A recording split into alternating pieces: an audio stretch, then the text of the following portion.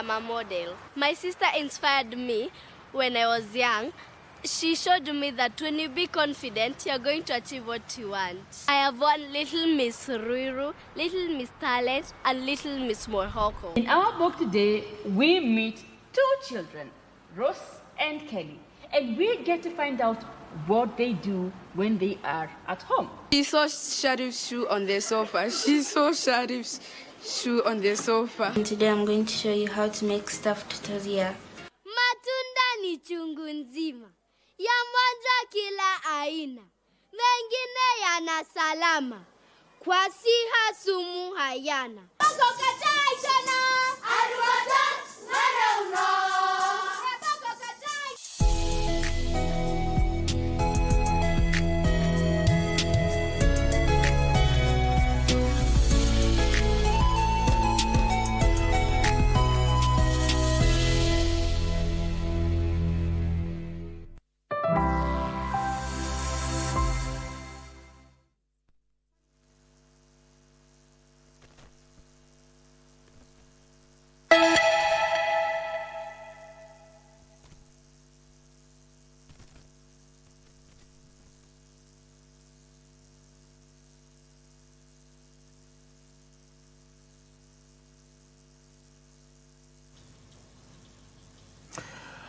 July 2026. Welcome to Good Morning Kenya. This is Entertainment Thursday. My name is Mike Mugo. As is the norm, Thursday is the new Friday. It's official starting of the weekend right here on KBC Channel 1, and we are glad that you're watching. This is Entertainment Thursday. A lot has always been prepared and in store for you, so I implore you to tune in and find out, including today I want us to talk about matters that regard access to justice, and I'll be having that conversation with Honorable Judith Pareno, who is a PS State Department for Justice, Human Rights and Constitutional Affairs. That is the first conversation we shall be having.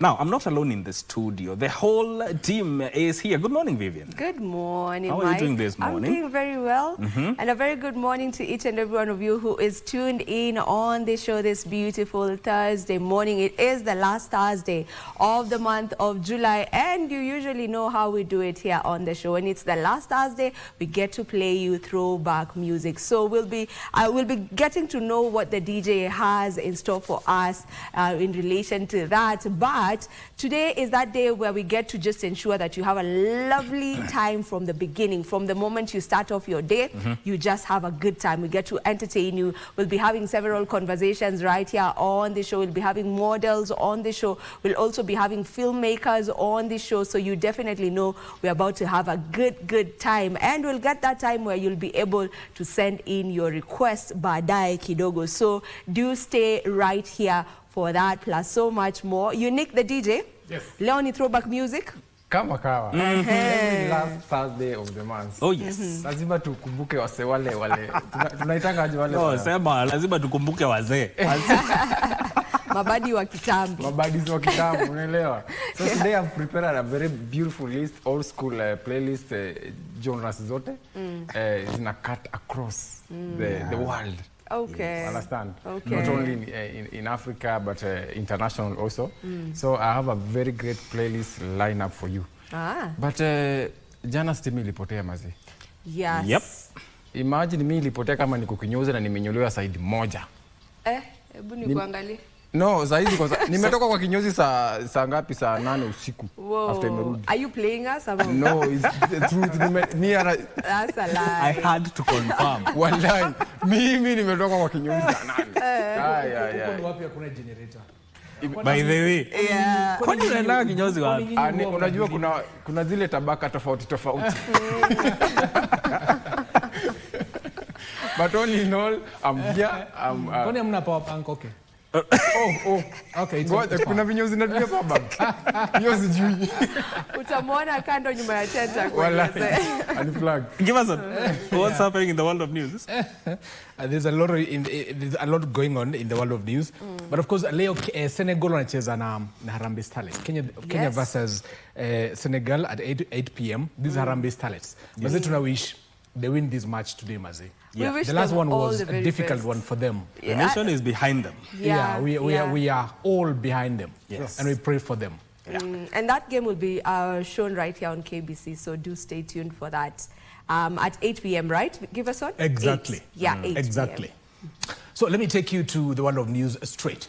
And now police say they have successfully dismantled an armed robbery syndicate in Nairobi following the shooting of one suspect and the arrest of 10 others. Now speaking at the Central Police Station on Tuesday, Nairobi Regional Commander Isa Mohamud confirmed that a recovery of hundreds of suspected stolen mobile phones, laptops and other electronic gadgets, with efforts ongoing to rid the city of suspected criminals terrorizing residents and motorists. Here's more. Detectives from the Directorate of Criminal Investigations have announced a major breakthrough in their efforts to nab organized robbery syndicates operating in the city. Mohamud said one suspected armed robber was fatally shot, 8 others arrested, and hundreds of suspected stolen mobile phones, laptops, tablets, firearms, and other electronic gadgets recovered in operations targeting criminal networks behind violent robberies across Nairobi. We were able to neutralize those groups, neutralize one suspect who was fatally shot in Joska, and we arrested 8 others. And we were able to recover 4 pistols. One was recovered in Joska, and 3 were recovered within Nairobi. Police further recovered over 500 mobile phones, laptops, motorcycles, and firearms in separate anti-phone theft operations conducted in the Nairobi CBD, Kayole, Gigiri, and Dagoretti. There was a robbery in a saloon. It was ilikuwa inazunguka. So we know who did that, and we're just a matter of days. He was in a group which even, killed 1 year ago police officers. So those are dangerous people, and we're looking for them. We're tracing them. We're tracking them, and we'll deal with them. Tunataka watu watembee bila kuwa na wasiwasi wakiongea kwa simu. Hatutaki kusikia kina mama na vijana nini wananyang'anywa simu. It is very painful. Some of the phones are very expensive. We have a phone here which is almost 300,000. 28 suspects are also in police custody, accused of illegally invading a private land in Ruai and subdividing it for sale, despite the existence of legitimate title deeds and multiple complaints. Joseph Ohungu, GMK News. Now, to matters health now, universal health coverage staff on Wednesday took to the streets demanding issuance of permanent and pensionable letters by county governments. Now, according to the workers drawn from various unions, despite the national government approving the employment on permanent terms and their pay slips reflecting the same, they are yet to get written confirmation. On Wednesday, health workers drawn from 15 cadres took to the streets demanding issuance of permanent and pensionable letters to over 7,400 universal health coverage staff. According to the health workers, county governments have continued to frustrate them despite being given the green light by national government. This transition has only been done on the payslip. So we are asking Honorable Duale, still the Ministry of Health and the Department of Public Service and Commission, they still have some work to be able to do. And that is the work of ensuring these colleagues have been issued with the letters. Wanalia umewapatia pesa kwa payslip yao, kwenye nataka tu ni barua. Manake wataki kuview hiyo payslip once. They say lack of the letters has denied them access to credit, promotions and opportunities to further their studies. One of the benefits that we get by having the permanent and pensionable term is for us to be able to secure some credits with the different institutions. This cannot be able to happen to our colleagues unless they have been given the appointment letters, which is confirming them to these new terms of permanent and pensionable term. Having worked on contract terms for over 6 years, the UHC workers are also demanding payment of their outstanding gratuity. Ya pili, tunataka kwamba gratuity ilipwe. Sema gratuity. Nancy Okware, Good Morning Kenya. Now to the corridors of justice now. The High Court has ordered creditors to begin filing their claims in the ongoing liquidation of the United Insurance Company Limited by September 11th. The dispute, which has taken 18 years, arises after creditors have filed an application to eject a liquidator, Kamal Anantroy Bahat, now accusing him of spending 151.8 million shillings from the firm's estate without approval. However, the liquidator is seeking 450,000 Kenyan shillings to facilitate the publication of statutory notices in newspapers for creditors to file proof of their debts. Nearly 2 decades after the United Insurance Company Limited was placed under statutory management, the High Court is once again re-examining the handling of the multi-billion shilling liquidation. Now, when we are advertising for the meeting of the creditors, we will give them a due date within which everyone should file their proof of debt form. I was thinking, yes, 21 days. Most of the statutory meeting dates usually cast a minimum of 21 days. Yes. The liquidator, Kamal Antroy Bahat, who took the witness stand, is now seeking authorization of 450,000 Kenyan shillings to be used in publishing statutory notices in 2 newspapers with countrywide circulation. There is an advertisement which we will have to put in the papers, Nation and Standard or any other.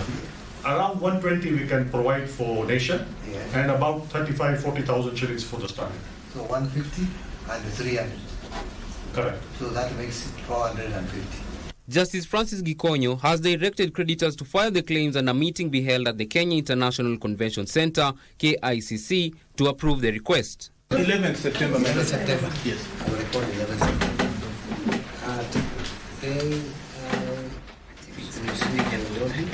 The judge has directed the case to be mentioned on the 28th of September 2026 to confirm its compliance. Yes, 28th of September.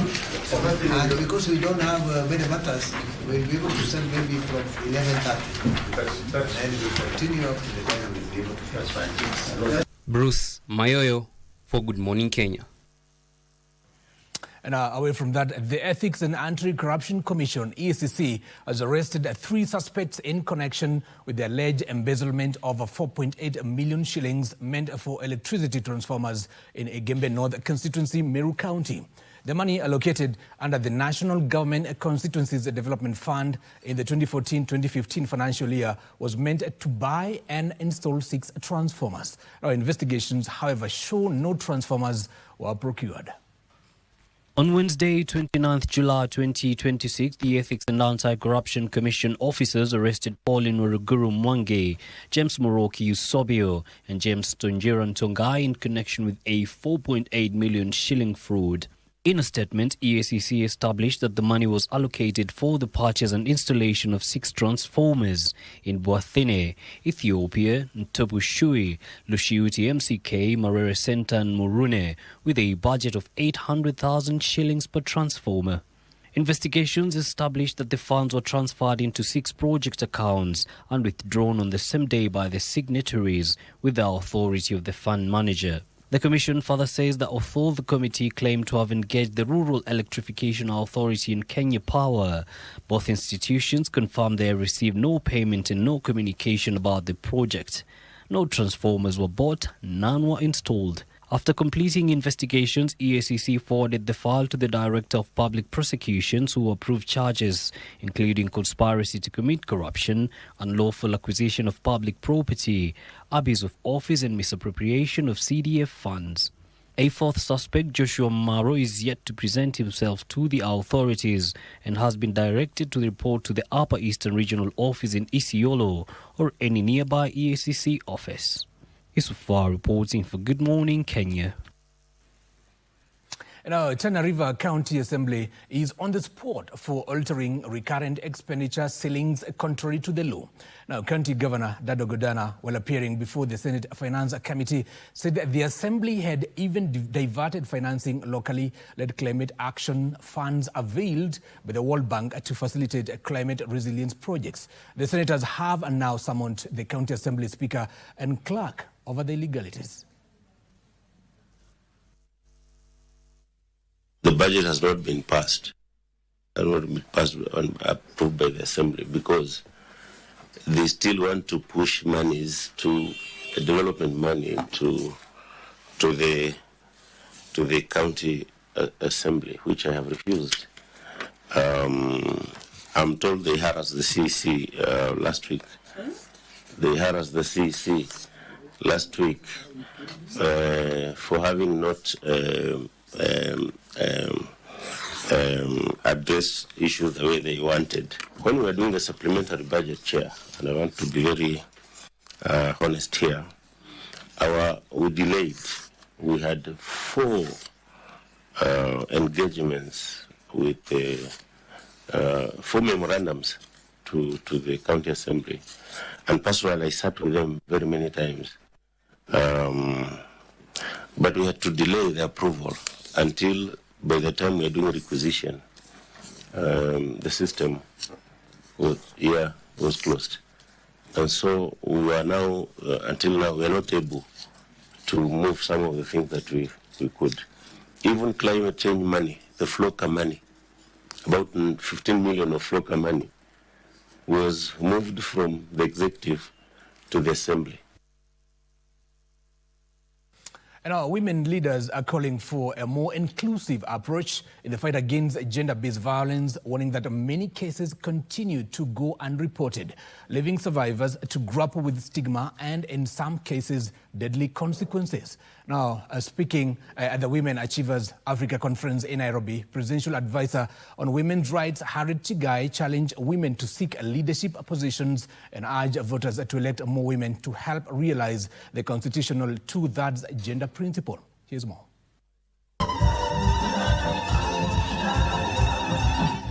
Women leaders from across Africa converged in Nairobi to celebrate achievements, even as they call for greater inclusion of women in leadership and stronger action against gender-based violence. Presidential Advisor on Women's Rights Harriet Chigai revealed that 1 in every 4 women is affected by gender-based violence, while most of these cases go unreported. The arm of government cannot always solve the societal problems. We have to go back to the community and ask ourselves, where did the rain start beating us? Chigai impressed on Parliament to quickly adopt the 2/3 gender principle, decrying the direct effect it has had on women participation in elective politics. Courtroom battles are not going to save it for us. Opinions are not going to shape it for us. If you wake up in the morning to go and vote, why are you not electing women who have positioned themselves? Why are you yelling at government on 2/3? Go get it done and make it so easy for the next government to have women leaders. First Lady Mama Rachel Ruto, through her representative Elizabeth Kosgei, called for a paradigm shift in mindsets as well as creating opportunities for women to improve their livelihoods as tangible means of economic empowerment. Receive greetings from the First Lady of the Republic of this Kenya of ours, Mama Rachel Ruto. And she said one thing: tell them that I celebrate each one of them. Tell them each one of them is an achiever, regardless of what you do. Women Achievers Africa founder Betty Adera said the platform was created to recognize women who are transforming communities and inspire the next generation of female leaders from across the continent. Every time we invest in the leadership of one woman, we do more than just transform one single life. What we do by doing that is we strengthen a family, we uplift a community, and we reshape the future of an entire generation. That, to me, is what Women Achievers Africa is all about. History will remember us for the barriers we intentionally removed. And history will remember us for the leaders that we inspired. Maria Ambo reporting for Good Morning Kenya. Our Parliament should fast-track approval of the African Continental Free Trade Area Competition Protocol to promote a fair business competition and protect consumers. Now, Competition Authority of Kenya Director General David Kemei says the protocol will help curb anti-competitive practices while supporting investment, innovation, and regional trade. The Africa Continental Free Trade Area brings together 54 African countries into a single market of more than 1.3 billion people. Kenya was among the first countries to participate in the AfCFTA Guided Trade Initiative, enabling businesses to trade selected products, including tea, coffee, and processed goods under preferential trading agreements. Markets, therefore, become efficient in allocating resources, improving productivity, and attaining higher levels of economic growth. Over time, sustained economic growth tends to lead to an enhanced quality of life and economic development. The Africa Continental Free Trade Area has now shifted from negotiations to implementation, with focus on ensuring businesses, particularly micro, small, and medium-sized enterprises, benefit from market opportunities. When we are able to open that up by ensuring that competition is fair, that the information is there for everybody, it actually dissipates that dominance and allows other players to come in because they have full information, they have full understanding of the market, and now they can just play in that market like everybody else. Kemei says strengthening competition rules will help prevent anti-competitive practices while creating a fair and transparent trading environment that supports businesses, protects consumers, and enhances regional market integration. It is very critical in terms of competition, in terms of enhancing regulatory strength of the continent. I think it is in our interest to ensure that that is accomplished by 31st of December. The government has suspended all mining operations by Tata Chemicals Magadi Limited over what Mining Cabinet Secretary Hassan Joho terms as a persistent failure to comply with Kenya's mining laws and regulations. Joho says operations by Tata Chemicals Magadi Limited will remain closed until the company fully complies with the Mining Act. Here's more. According to the Ministry of Mining, years of engagement with Tata Chemicals Magadi Limited have failed to resolve several outstanding issues, including royalty reconciliation and payment obligations, beneficiation and value addition plans, weak implementation of community development agreements, poor export reporting, and skills transfer to Kenyans, limited local procurement, and environmental compliance concerns. The company has been directed to submit comprehensive documentation proving compliance with all statutory obligations and clear any outstanding liabilities before operations can resume. Mining Cabinet Secretary Hassan Joho says the action is part of wider efforts to ensure Kenya's mineral resources are exploited responsibly, sustainably, and in a manner that delivers maximum economic benefits while safeguarding the environment and protecting the interest of host communities. Tata Chemicals Magadi is Africa's largest manufacturer of soda ash and salt. It mines at Lake Magadi and processes the mineral into soda ash and various grades of salt used in glass making and other industries.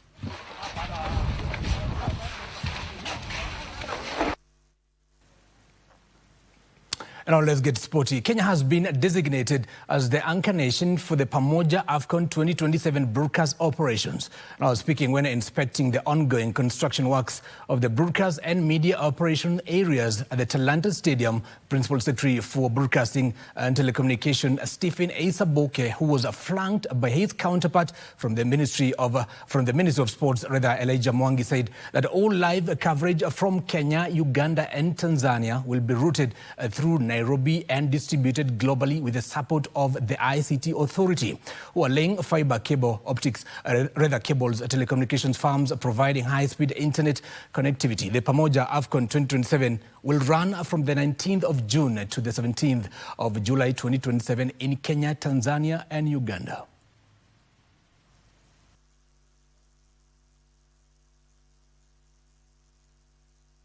Have appreciated the great work that has been done.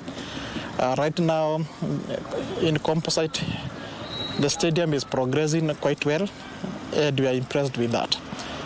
We have realized that during the design and construction, matters to do with the broadcasting were taken care of, as it has been confirmed by the expert from KBC, and us is to ensure that during the AFCON Games, we'll be able to supply uninterrupted the feed that are required for the viewership, those who will be watching from their homes and other entertainment zones in and out of this country. And therefore, I wish to confirm and assure Kenyans that we are in progress on matter AFCON. Our stadium is actually very well networked. They've assured us that they've got 3 cables landing at this Raila Odinga Sports Center to make sure that even if one cable was down, there's redundancy, that you can actually switch on the next, and there's no blackout. Because in fact, all the feed will be coming from Kenya. Just to thank the sports colleagues, thank everyone else who has been involved. I think we are at the prep stage. We are actually preparing so that we are not rushing last minute just before the event to start fixing anything. We want to be so ready that when the actual thing comes, we want to see Harambee Stars, our national team, playing and winning. We want to focus on that close at the event. From KBC, we can confirm that the preparation are almost complete. From KBC, the home of sports, we are very excited because we'll be able to bring this event to you live, free of charge, to ensure that if no Kenyan is left behind. So we are very excited, the team is ready, and we should be bringing to you.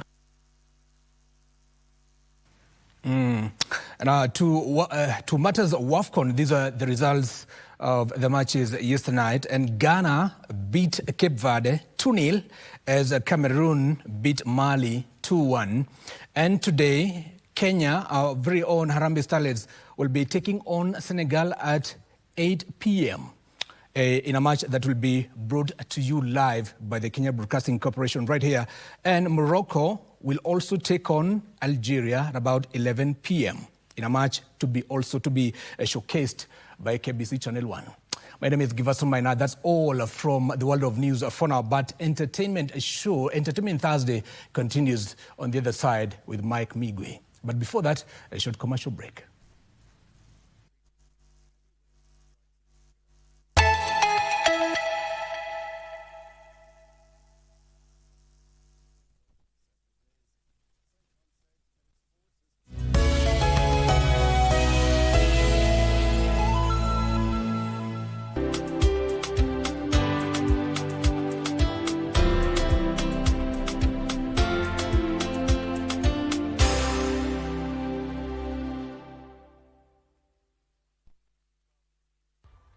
Get ready for a captivating continental football extravaganza. KBC Channel 1 brings you exclusive coverage of the 2026 Women's Africa Cup of Nations, WAFCON. From Sunday the 26th of July to Sunday the 16th of August 2026. Welcome to Morocco! Morocco is the battleground as Nigeria defend their title against 15 other nations fighting to lift the prestigious trophy. Who will be crowned Queens of African Football? Courtesy of the Ministry of Youth Affairs, Creative Economy and Sports. Watch all the action unraveling on KBC Channel 1, your true sports partner. Wiki hii kwenye Mkulima tunafanya kilimo biashara cha kuku wa nyama. Aina ya kuku wa nyama kuna aina 4 ambazo ninazifahamu. Ya kwanza ninajua kuna ile ambayo inaitwa Cob 500. Hiyo ndio ninafuga saa hii. Kwa hii huyu kuku unapoitazama ni mfupi, lakini inajenga nyama kwenye kifua.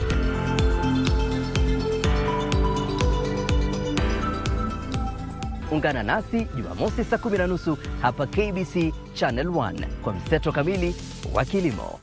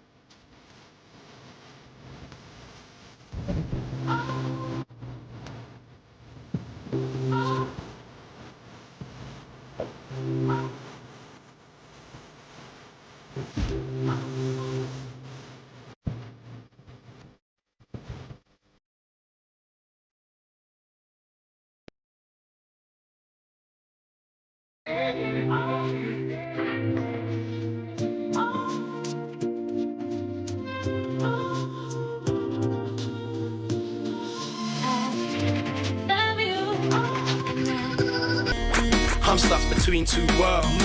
Loving my missus, but lusting for you vicious. You so sexy, lady. I got my fiance, but you tick like Beyonce. I'm tempted to touch now. My thinking's twisted like if I hit it and don't tell my missus, then things will be cool.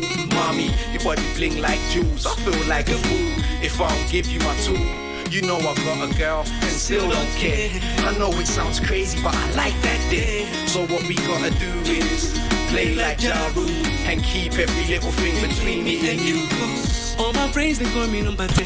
Cause I dey play like Okocha, they score like Ronaldinho. Honey Pico, no style within, you don't go fit to finish. I know the church believe it. I cannot deny it. Cause I dey see you, they eye me. Something been there bite me. That I go wanna hurt my wifey. Girl, can't you see?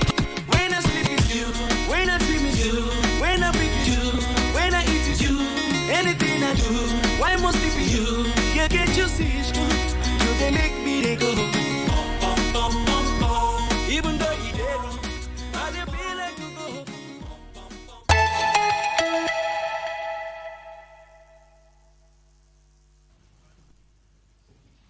And welcome back to Good Morning Kenya. My name is Mike Migwe, and we are glad that you are watching KBC Channel 1 this morning. Now, let's talk about matters of access to justice, bringing legal aid closer to community, given that the State Department for Justice, the National Legal Aid Service is launching a legal aid center at Keno. And for that conversation, joined by Honorable Judith Pareno, who is a PS, State Department for Justice, Human Rights and Constitutional Affairs. Welcome to Good Morning Kenya. Good morning to you. How are you doing this morning? Very well. Yes. Matters of access to justice, a very important conversation. Because when you look at justice, it should be available to every Kenyan, regardless of their income, age, education, or even location. Talk to us about the National Legal Aid Service first. The National Legal Aid Service is an institution that is placed under the State Department of Justice, Human Rights and Constitutional Affairs. Yes. It came into being pursuant to the provision of the Constitution of Kenya that actually it's supposed to implement the promise and the dreams that the Constitution of Kenya has provided by providing that every Kenyan is entitled to the right to access to justice. So to implement that, the National Legal Aid Service came into being. It is under the State Department where I head. And it is meant to give free access to legal aid for people who are the indigent, the very poor, the very marginalized people, those that cannot afford access. So that is where we are. We are providing legal aid. We have state councils. The Honorable my department is under the Honorable Attorney General's office. So the Honorable Attorney General has employed my office has employed 98 state councils, 2 per county, so that they are able to give access to justice to those that are really needy, those that cannot afford. So the state, to realize the provisions of the Constitution, has brought up a system under the National Legal Aid Service to give them free access to justice. It is paying for those that are not able to pay for themselves. That is why the State Council is there to help those that are not able. So what did we do? We came up with a simplified way of accessing the Center for Justice. Remember, most of the times the courts are so congested, the courts are a bit intimidating to that very poor person. They don't know how to access. So we have placed, now the one we are doing tomorrow in Kenol in Muranga is a container. So we have placed containers in a place that is accessible to the people. A simple container where you just walk in, you find a state council there, you find service there. It has green energy, so we are not spending on lighting because we have the initial cost has been spent, and we have had some of our partners coming in to help us to do that container in a way that is so friendly, in a way that is so accessible, in a way that is kitted with a laptop where a state council is able to access the court and do virtual hearings and do virtual meetings, helping that person who has walked in to ask for justice. So right now we have two state councils per county, but we have others are already in other buildings that belong to government and the Office of the Attorney General. But we now are rolling out the containers with the help of some partners so that then we place it in inaccessible. The first one we did was in Machakos. Yes. Then we did another one in Kitui. Then we did another one in Kibra. In fact, the Kibra one is within Kibra law courts, but by just the side of the law courts. And tomorrow, we did the Nakuru one. In Nakuru, we actually did it in the premises near the entrance of the Nakuru Maximum Prison, so that the prisoners who are also not able to defend themselves, those that are in there and they are in remand and they need legal aid, can walk in and be assisted for free. And then now we are doing the one in Kenol. Why is the Kenol one very important for us? Del Monte, Kenya has had a lot of issues with human rights violations. So we partnered because we realized that they're trying to do justice by having what they call social centers, social justice centers. Yes. So when we met to launch some mechanism, grievance mechanism for people to be able to develop a mechanism through which their employees, they employ a lot of people, and there were allegations about human rights violations. So they are trying to address this. So we told them, you are doing social justice centers. The State Department of Justice is doing legal aid clinics. That is one and the same thing. So we said, why don't we partner together to help you come out strongly on issues of addressing any grievances that have to do with violations of human rights. So tomorrow we are going to do a model that we have not done before. A model of opening a social, and our Honorable Attorney General will be the chief guest. And a model where the business community, that is a business entity, Del Monte, Kenya, has come out to say, yes, we'll clean up any issues to do with the rights of the people who work with us. Any violations of human rights that have alleged to have been violated. We have created a way that we can receive the complaints, they be heard, they be screened and verified for them to be able to get a remedy. So you own up and say, yes, there could have been something that we can address in as far as violations of human rights are concerned.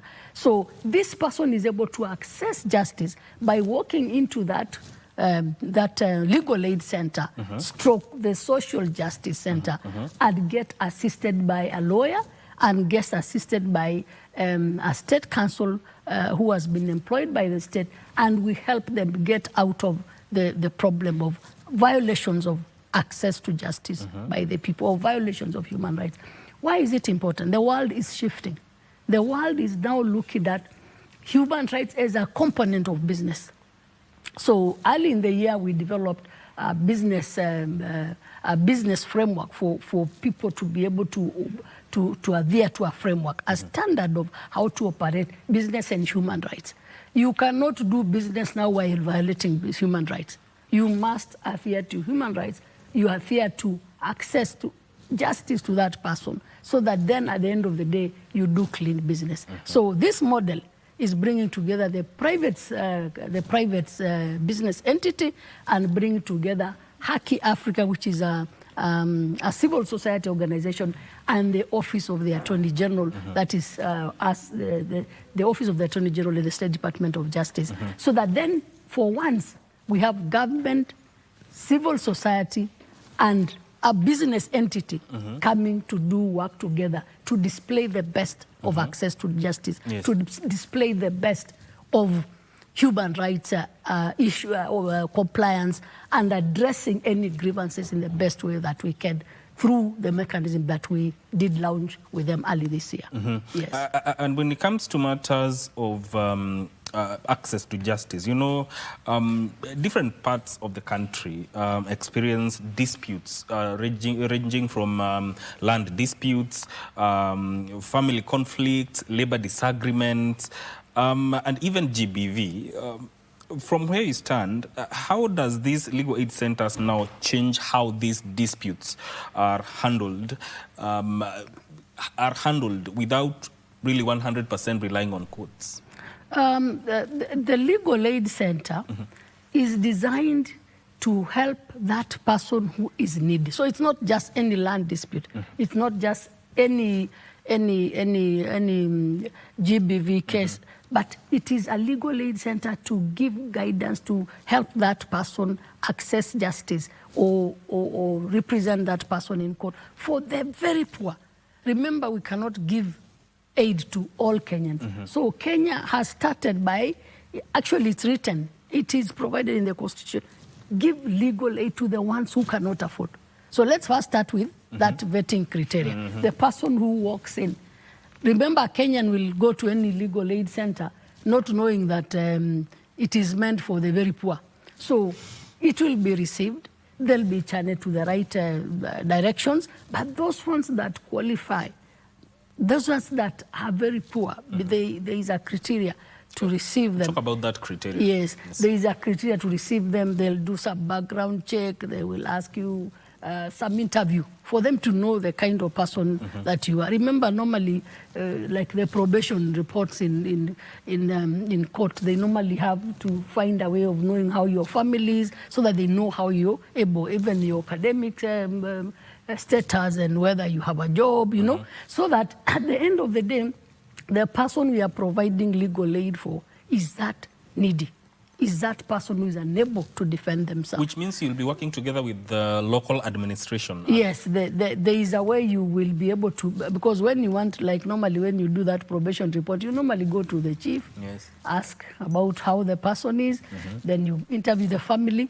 At the end of the day, you will be able to get an interview the person, and you will be able to know the kind of person you're dealing with.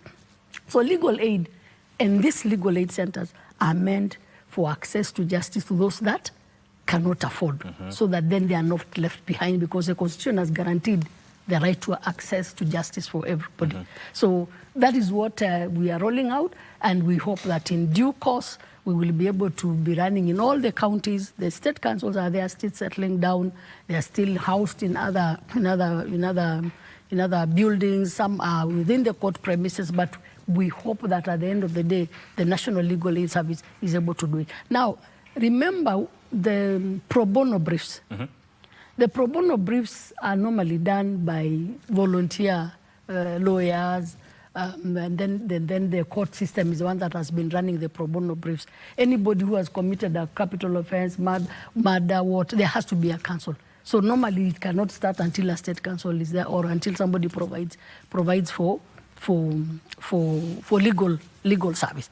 That is also a mandate of the National Legal Aid Service. So we are working with the judiciary Chief Registrar of the Judiciary and the Chief Justice is aware. We are working on how over time the National Legal Aid Service will take over that service so that they continue giving service for free, paid for by government, for those that cannot afford, those that are facing very serious crimes like murder, who cannot defend themselves. And time is of essence when it comes to matters of justice. When we talk about that criteria and verification, or to decide if this person qualifies for this legal aid, what duration are we talking about? In terms of verifying that this person is a needy person and they need legal aid. You just walk in and there is a form for you to start filling. So once you fill, then the people are able to remember, court processes take long. So probably today it's a mention, the next day it's a hearing, it is part heard, it is not heard fully. So of course there is the first vetting to allow you to come in, and then for them to go on and check your background. But it should be like you walking in and you'll be heard on the spot. Because first of all, you must be heard. That is the first right for lawyers, the right to be heard. So I'm sure everybody who walks in that legal aid is first heard before you even sample out as to how you're going to help. Remember, they'll walk in with all sorts of issues. There is a time we were doing some policy and they raised issues of SHA and we were able to direct them to SHA. They raised issues on land and you're able to direct them to land. But then there are those that now you see they belong to the legal aid and you're able to walk in and help them. How is this going to change the perception that even Kenyans have towards matters of access to justice? Because sometimes the costs is one of the things that maybe make them refrain away from seeking matters of... That is actually telling them that government is playing its part to ensure that that cost is met by government by giving you a lawyer for the ones who are not able to afford. But again, we are also devolving decentralization of the Attorney General's services. So in you having for the first time an office in every county to listen to the people on matters access, that is in itself is a decentralization of the service, taking the services nearer to the people. Remember, let me give you an example of some of the services. Other than other things, the Attorney General has also decentralized issues to do with marriage. You know, you used to come all the way to Sharia House to do a civil marriage. It is now being done in our counties. So the cost of coming all the way is already gone. The cost of traveling and looking for people is already gone. Plus now the actual cost of doing a case has been met by government for those that are poor, and the National Legal Aid is doing it. I don't want us to lose focus about tomorrow. Tomorrow is a model between Del Monte, Kenya, Haki Africa, and Office of the Attorney General, State Department of Justice, coming together to do a legal aid center, social justice center, to bring people in business, those that feel that their rights are not violated while in the business environment, can come and have their grievances addressed. So we are doing a model that we can duplicate everywhere else if it works for both civil society, the business entity, and the government. So government has come in. Remember, this business is ours. It belongs to Kenyans. It's Kenyans who are working there. It says if it falls, then we lose a lot of jobs. But can we also allow a business to violate the access to justice or violate the human rights? No. That's why Del Monte Kenya has come out to partner with us to say we are ready to face it and see where violations have occurred and address it. And we have a center where anybody who has had issues can walk in and be able to. So tomorrow is a major one for us. It's a model we are coming up with where, do you remember civil society normally is bashing government every day? And I keep telling them, come, don't be afraid to bash us where you think we can make corrections. But I tell them, while I make corrections, help me make those corrections. Because you are also a Kenyan. Civil society is Kenya. Government is Kenya. The business is Kenya. So come, let's correct it together. So this is one model where we have come together to say, let us address the human rights issues, access to justice issues together and send the right message to the country. Beyond Del Monte and Haki Africa, are you looking forward to working with other players within the private sector in matters that regard access to justice? Yes, we are already doing a lot together. GIZ, IJM. We have so many people that have come to help us. We have areas of interest. So at some point you find we converge and we are discussing the same thing. But this is one area where we have now come out to say, can it be a model? Model means others can come up and help us do the same thing in different places. And we already have a lot of partners that we are working with. Yes. But we are starting on this business and human rights. We are starting with Del Monte. Remember, the policy and framework on business and human rights that we launched around February this year is the first in Africa. So we're already doing good. The first to be launched in Africa. So we are saying, if this is the way to go to make our businesses human rights compliant, then we have done a framework and policy that is guiding us. Then being the leader in doing this, we must do it right so that then we can replicate. So that's another one that needs to be taken into account. And as you have said, the center promises legal representation, legal advice, and even improved access to justice. And beyond the number of people served, are there indicators that will determine that the center has genuinely improved justice outcome, regardless of where it's? Yes, it is. We have very good, I don't have the statistics, but we have very good returns in Kibra. The moment we launched, people were flocking in, asking for questions and asking on how they can be guided. The other day I was in Kajiado and some told me, oh, when we heard you talking about legal aid, we actually accessed services and have been sorted out. Yes. A simple widow who did not even know how to get shares of her dead husband and went in there and didn't even require any court procedures. Just walked in, and within no time she was guided on what to do and did it. And the other day I was surprised when she was telling me I was sorted because I walked into a legal aid center.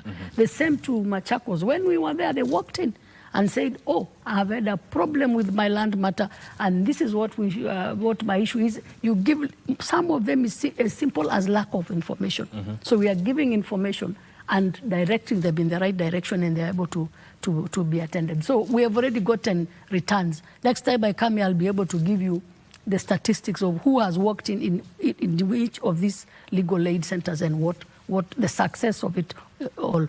But just the fact that we've been able to reach the county, we've been able to bring it closer to the people, that now we are addressing it in a way that they should know it exists, because some of them still don't know that these legal aid centers exist. So we are doing civic education, awareness campaigns, like I'm doing now, for people to know that there is a legal aid center in your county. Please go there. If you are a person who is of no means, if you are a person who has not been able to access justice, you will be able to be guided. And this is going to be established in all the 47 counties? Yes.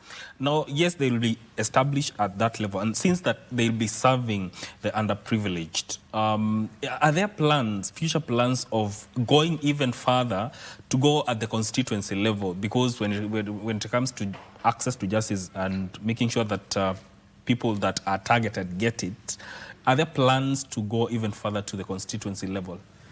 There is always a start. This is just a start. You can imagine initially everything was in Nairobi. Nairobi, yes. We have decentralized to the counties. If we had budgets, we would even decentralize right into where every chief sits. Remember, the Kenyan people, if you ask them today, do you know where your chief is? There is no single Kenyan who doesn't know where the chief is. There is no single Kenyan who does not know the nearest. They even know their chiefs by name. Hakuna no Kenyan. So if you could take this to the chief, yes, I can assure you it will have reached home. Yeah. But look at the budgets of it. I must say, government has given the budgets. I am the accounting officer, so I know the budget is there, but it is not enough. We still need, as we progress, to see how we can finally have it as low as the constituencies is possible. If it were for me, I would take it right to the chief's place. And then my mom and your mom and everybody can just walk there. But it is tied to a budget because you can't have state councils right at every chief's place. Like in this country, we have 1,450 wards. Suppose we were to do that. Let's take a short break. Can we afford 1,400 officers in each ward? Yes. Maybe in future. I don't believe we don't. As a country, we made a lot of progress in a lot of things. But not now. Yes. Let's take a short break. We'll come back to continue with this conversation that regards access to justice. Stay with us.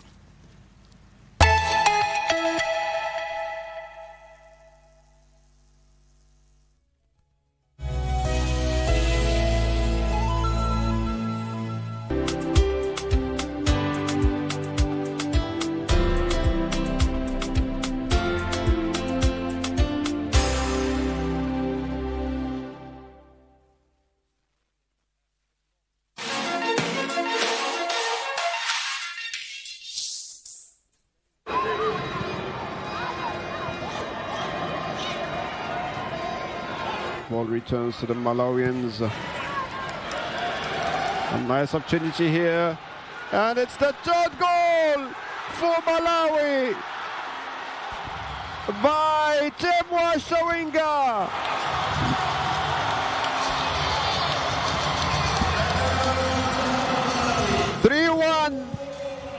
After 94 minutes. What a surprise. What a great surprise, actually, from Malawi. We fight for this badge. It's our first time to be here, so we just like convince each other like we should fight hard. Nigeria is a big team. Like it's not like we take like this trophy like a lot of time, like 10 times. So just come here like to fight our best, like to die for this badge. So that's why like we saw a lot of girls like we fight hard like to win this game. We really appreciate for the support, the way we support the fans. Timo, what you can say to the fans tonight? I can just say thank you so much. We have like a lot of games. This is continue supporting us because we are not done yet. We are just come here like our first time in this tournament, but we prove that we can do better. In next game, like we are fighting hard. Like, we need to go like World Cup. It's our dream to go to World Cup. So I really appreciate for the fans like we should continue to come to support us.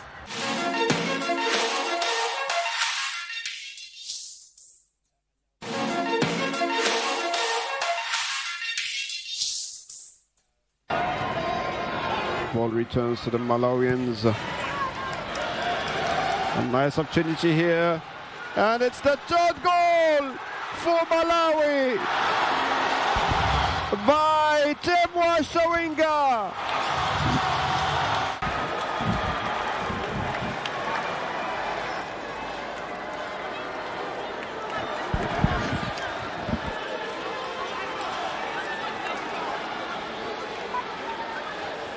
Temwa Shawinga.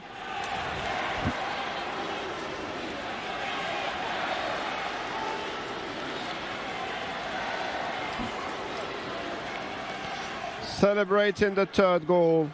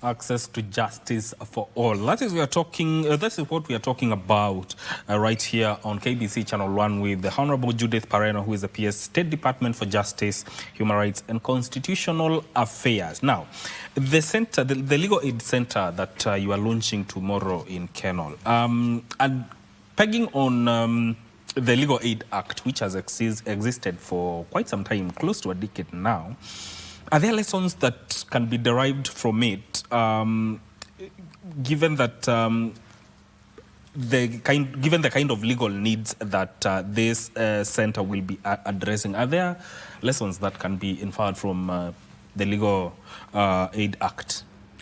Some of the lessons that we can draw from the Legal Aid Act is that our constitution is a good constitution. Mm-hmm.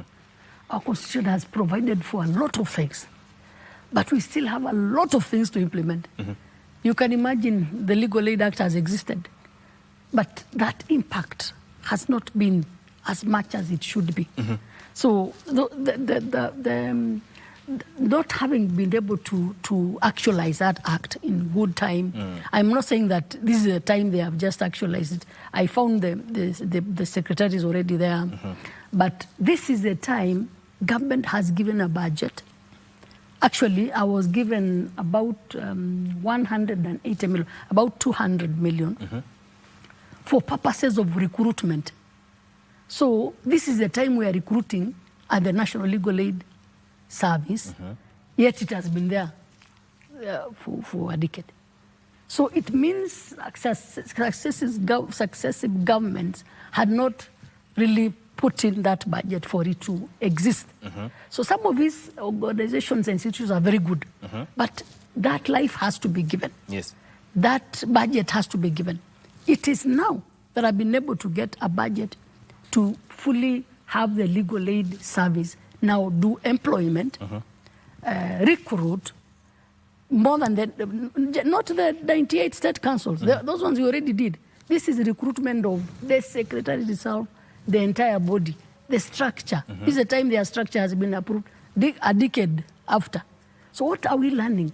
That our constitution provided, but we are falling short. We had fallen short of implementing our constitution in some areas, which is what this government is now running to implement areas of our constitution.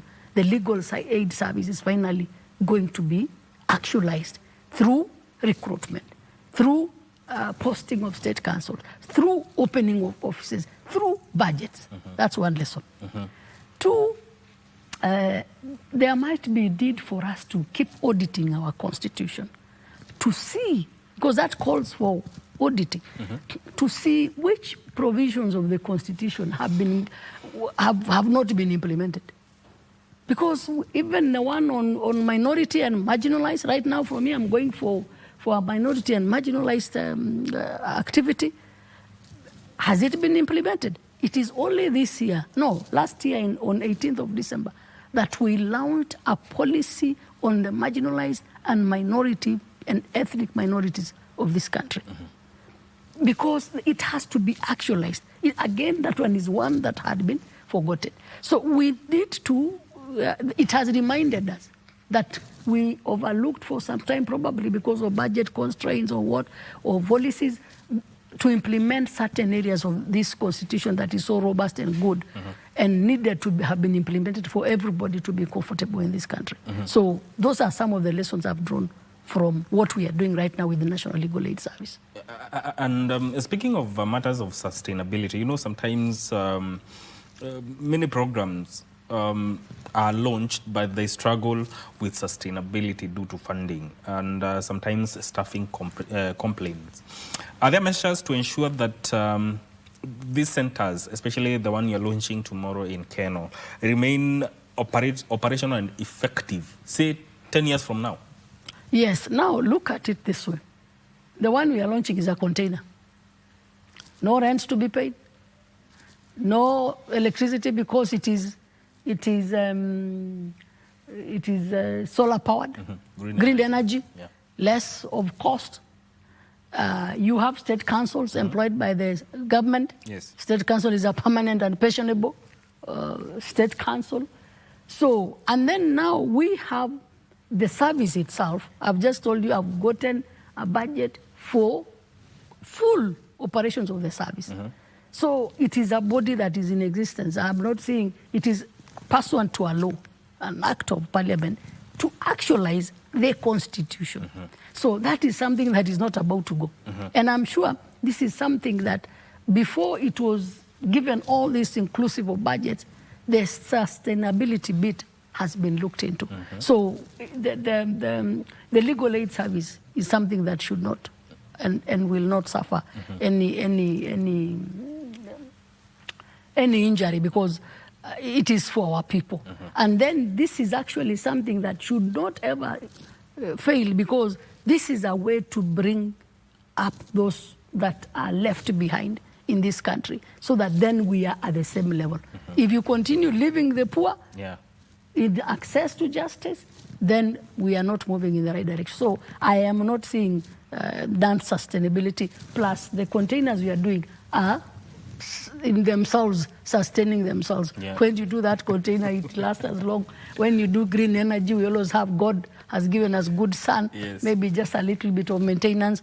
And then, of course, the state councils are permanent and pensionable. Then there is, of course, the usual other things that we are doing. They are accrediting paralegals. Accreditation in itself is a source of income. So there is a way we are working to accredit people for them to be able to give that service on accreditation, and you're able to also get more resources into the basket. Yes. And also, you know, the center also, you seek to work closely with social justice centers, especially in a county like Murang'a, because Kenya is in Murang'a. In practical terms, how do you see this partnership improving the journey of someone seeking justice compared to the existing referral systems? Partnerships are good, because as I told you, we at this time wanted to partner with civil society. And like Haki Africa, the other day we had an engagement, and they have 100 social justice centers serving the people. And we are also learning from them, by the way. While they also learn, we learn from each other. We exchange. And at the end of the day, we are able to see where we go wrong as government, and we're also able to see where they can go wrong as civil society. But on this particular one, it's about partnering with the business community. Why? Because the world order right now is that for you to do good business, you must be human rights compliant. You must allow people to have justice. You must address any violations on the human rights issues. So that's why we are coming out so strongly to make sure that Kenya is compliant on matters human rights and business, so that then our business can prosper internationally. So that partnership is definitely required, and we are looking forward to a lot of other partnerships. We have had a lot of engagements to ensure that this comes to be. And remember, access to justice is a provisional, it's provided for as a right under the Bills of Rights in our Constitution. So it's primary, it's a primary right. Yes. Yeah, and it is of right. Yeah. So we should not be begging for that. It should be provided. Then it is a burden of government to provide. And that is why government has come out to provide. It's for everyone. Yes. Even the vulnerable groups. And the legal aid, you know, they prioritize, you have prioritized the vulnerable within the community, even the marginalized and also the indigent persons. And you know, vulnerability takes many forms. How does this centers ensure that these realities are reflected in the services that they are providing? I told you there is the vetting for you to know the realities of who is coming in. I even told you that I know, because we go around now, and my department has a mandate on civic education and awareness and campaigns on human rights, anti-corruption and all those things, as well as long as the constitutional provisions and national values and principles. While we go around, a citizen walks in, and the citizen does not know that in this legal aid center, I cannot bring up this matter. Yes. They bring up all sorts of issues and matters.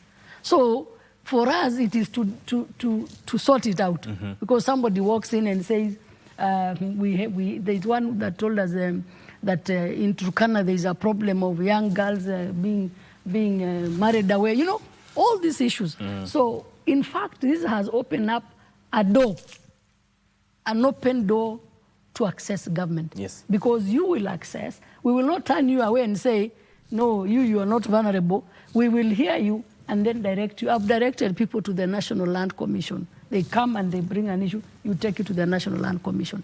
Another one comes and you're able to guide them that, please, you need a lawyer to follow you, to follow on this one. It could be a court case that is already existing. And you can see this person is able, you just guide them. So we cover all these issues, but then sort them out as and when you receive them. But this being a government institution, you don't turn people away. You simply redirect them where they're supposed to be and receive the ones that are meant to be handled by the National Legal Aid Service. So it is all covered in the way we address them. And you know, justice, access to justice is linked to economic development within the country, even public confidence and social cohesion. Now, how does strengthening legal aid contribute to these broader national goals? The broader national goals of economic empowerment. Let me first confirm that it is in itself an empowerment, first of all, because this person comes in and you're able to empower this person to know how to fight for their rights in the first place. So you'll find that most of the people, as I educate people around and have been running around in the counties on civic education, you'll find a lot of widows will walk in. You'll find a lot of issues of children. Yesterday we visited the Likoni remand home and saw how they're handling children there. So you'll find a lot of issues that at the end of the day run to the national values that we believe in and fairness for everybody, you know, and the chapter on human rights, irrespective of who you are and everybody. So at the end of the day, it brings cohesion. Look at, you've talked about cohesion. Yes. Look at the Del Monte activity that we're handling tomorrow. It's about violations of human rights. Yeah. It's about the community around that business entity. It's about those who are working, feeling dissatisfied and being violated. And now we have brought a system to help them sort out these cases.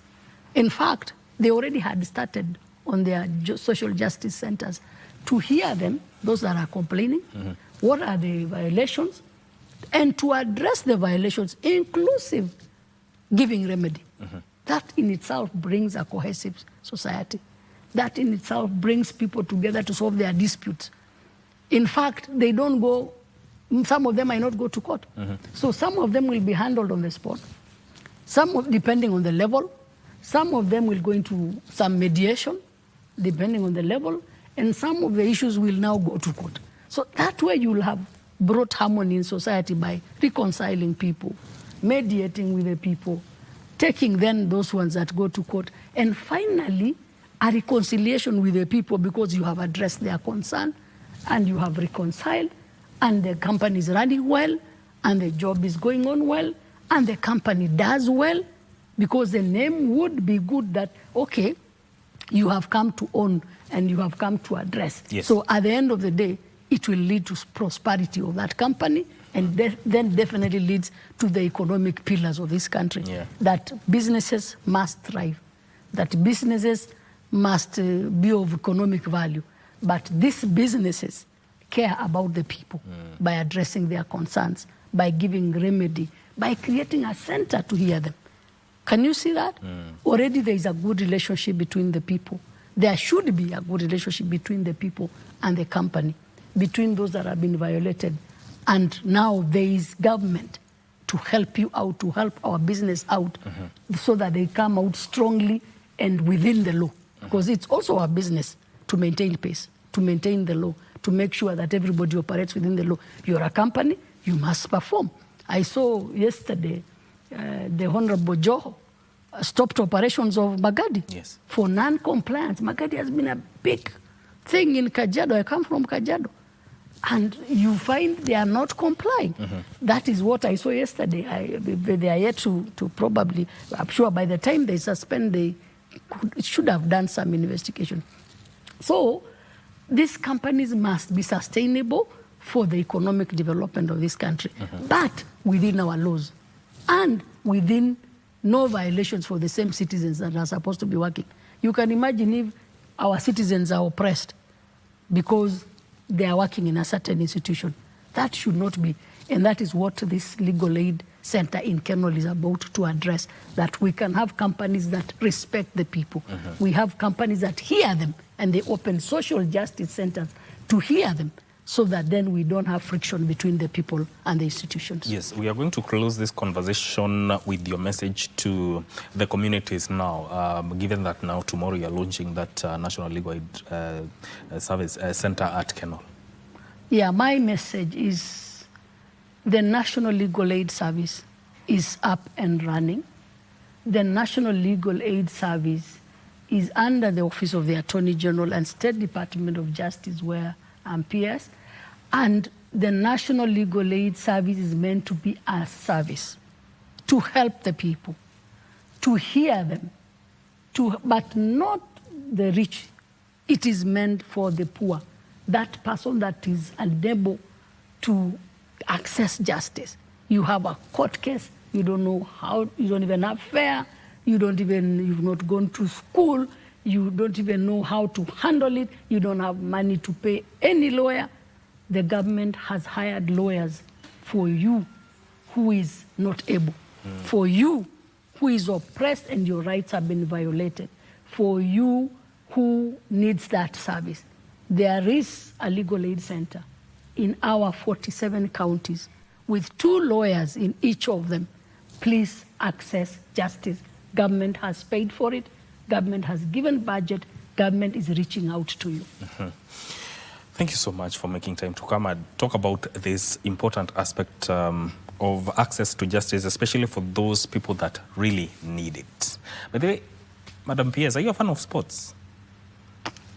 I used to be a sports lady, but which sport was? I used to do netball and basketball. Oh, netball, when I was basketball. in school until the other day when I was captain for the senators in the last parliament for netball. So I do a little bit of sports. We have a ladies team, Harambee Starlets. They are playing tonight. They are playing Senegal tonight. Wow! At the WAFCON in Morocco. I might have to watch. Yeah, please support them. I will support them. They're representing the country there. Yes. And thank you so much for making time. Thank you. Thank you for that. That has been Honorable Judith Pareno, who is the PS State Department for Justice, Human Rights and Constitutional Affairs, speaking to us about matters of bringing legal aid closer to the communities. This conversation ends now. Now, Vivian Degwa is up next with Entertainment Thursday. My name is Mike Migwe. Enjoy the rest of your viewing.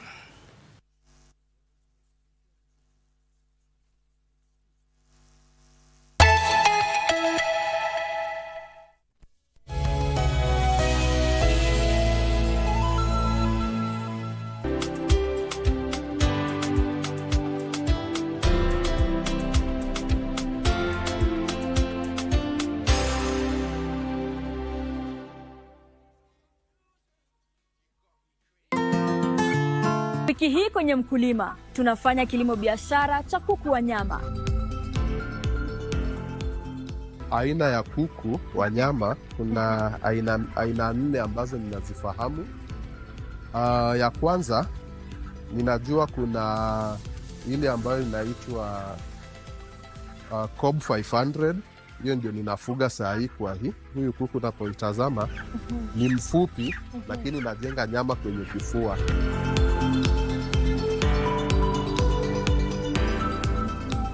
Ungana nasi Jumamosi saa 10:30 hapa KBC Channel 1 kwa mseto kamili wa kilimo. I am a model. My sister inspired me when I was young she showed me that when you be confident, you're going to achieve what you want. I have won Little Miss Ruiru, Little Miss Talent, and Little Miss Mohoko. In our book today, we meet two children, Rose and Kelly, and we get to find out what they do when they are at home. She saw Sharif's shoe on the sofa. She saw Sharif's shoe on the sofa. And today I'm going to show you how to make stuffed tortilla. Matunda ni chungu nzima, ya moja kila aina, mengine yana salama, kwa siha sumu hayana. Kokotai sana, aruwatat, maneuno.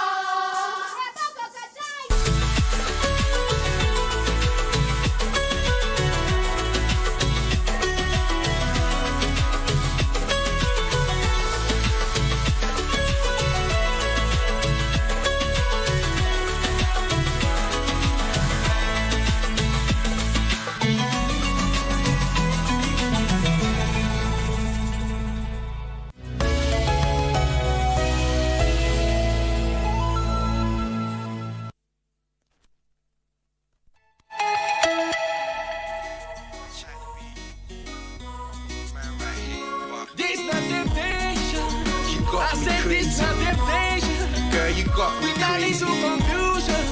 You got me crazy. It's wrong. I'm stuck between two worlds. Loving my missus, but lusting for you vicious. You so sexy, lady. I got my fiance, but you tick like Beyonce. I'm tempted to touch now. My fingers twisted like if I hit it and don't tell my missus, then things will be cool.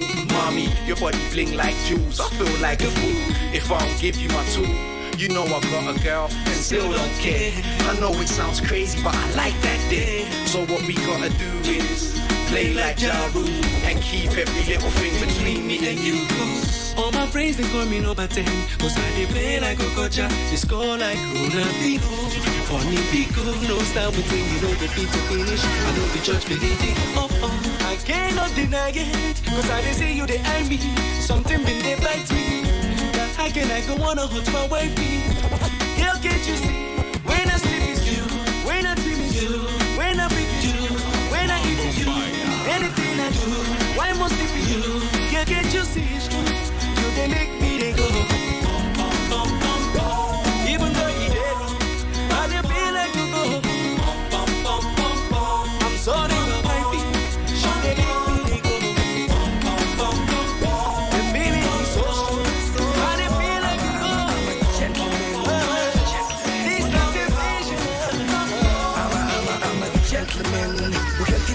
Get to my vitamins. Mugenge sipenda get my vitamin.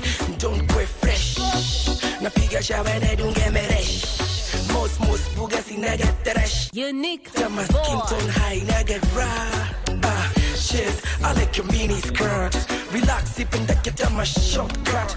The moon akana mimi the moon na kuhead uko set uko fresh. Gospel kako go kampo na mo edge. Madem wangu si wachapi sweep. Mio cheers now zip. Chekini mifunga zip. Wenda miye sinani. Anakujaga na nani kwa nani. Nasikiyaga na mpiyaga nini kwa nini. Leo wewe umefunga kamini bila nini. Usiulize minini. Usiulize minini. I'm a gentleman. You say yeah.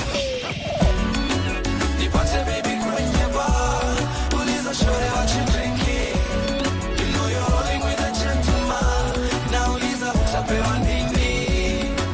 Nipate baby kwenye bar. Uliza shore what you drinking. You know you're rolling with a gentleman. Now uliza utapewa nini. Hey yo, ladies and gentlemen, introducing Flash of the gentleman, madam wananipenda. Oh yeah, I'm a ladies man. Always niko kazi, so yeah, I'm a businessman. Wananitaka Flash, I get the Superman. Di watoto niko nao, niwa Superman. Nikiwa kwenye bar, venye miuka, venye miuva, ay, swaga balan. Baby unakunywa nini? Pewa unachotaka kwani iko nini? Pose, si atina kukatia. Bani kukupata siwezi mind pia. Baby unakunywa nini? Pewa unachotaka kwani iko nini? Pose, si atina kukatia. Bani kukupata siwezi mind pia. Mama, nipate baby kwenye bar. Uliza shore what you drinking, mama. You know you're rolling with a gentleman. Now uliza utapewa nini?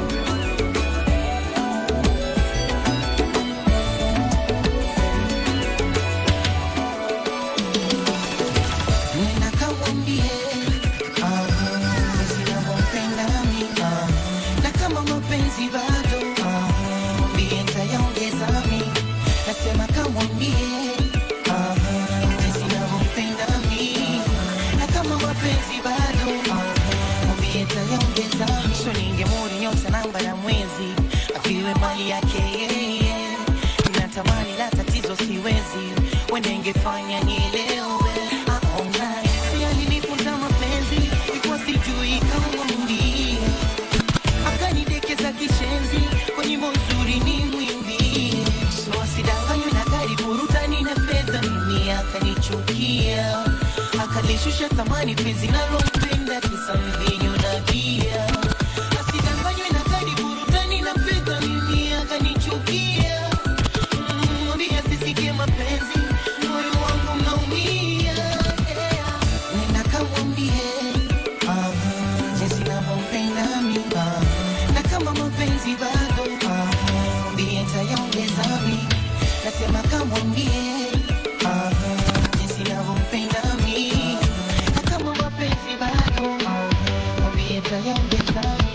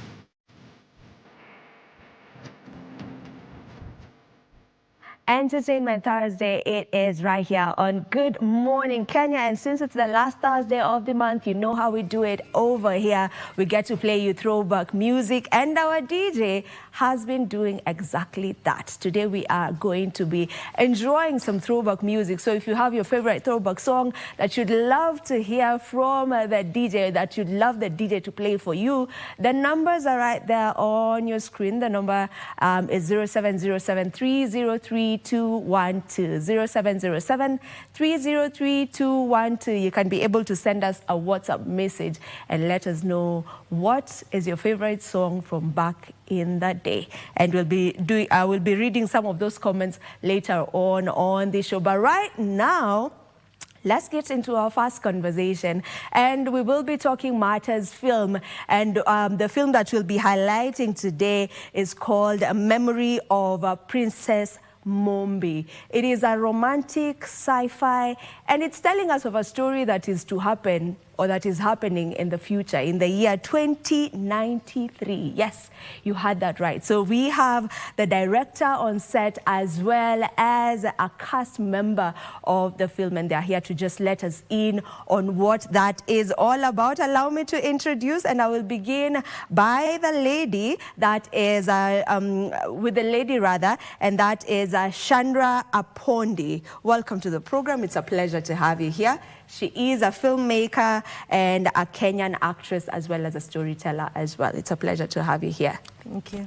All right, and right next to her we have Damien Hauser. And Damien is a Swiss Kenyan filmmaker, writer, and director as well. He's the director of the film. Welcome to the program. Thank you. Okay, let us begin by first having you paint a picture of what Memory of Princess Mombi is all about. Damien. I let her talk. All right, let's go ahead.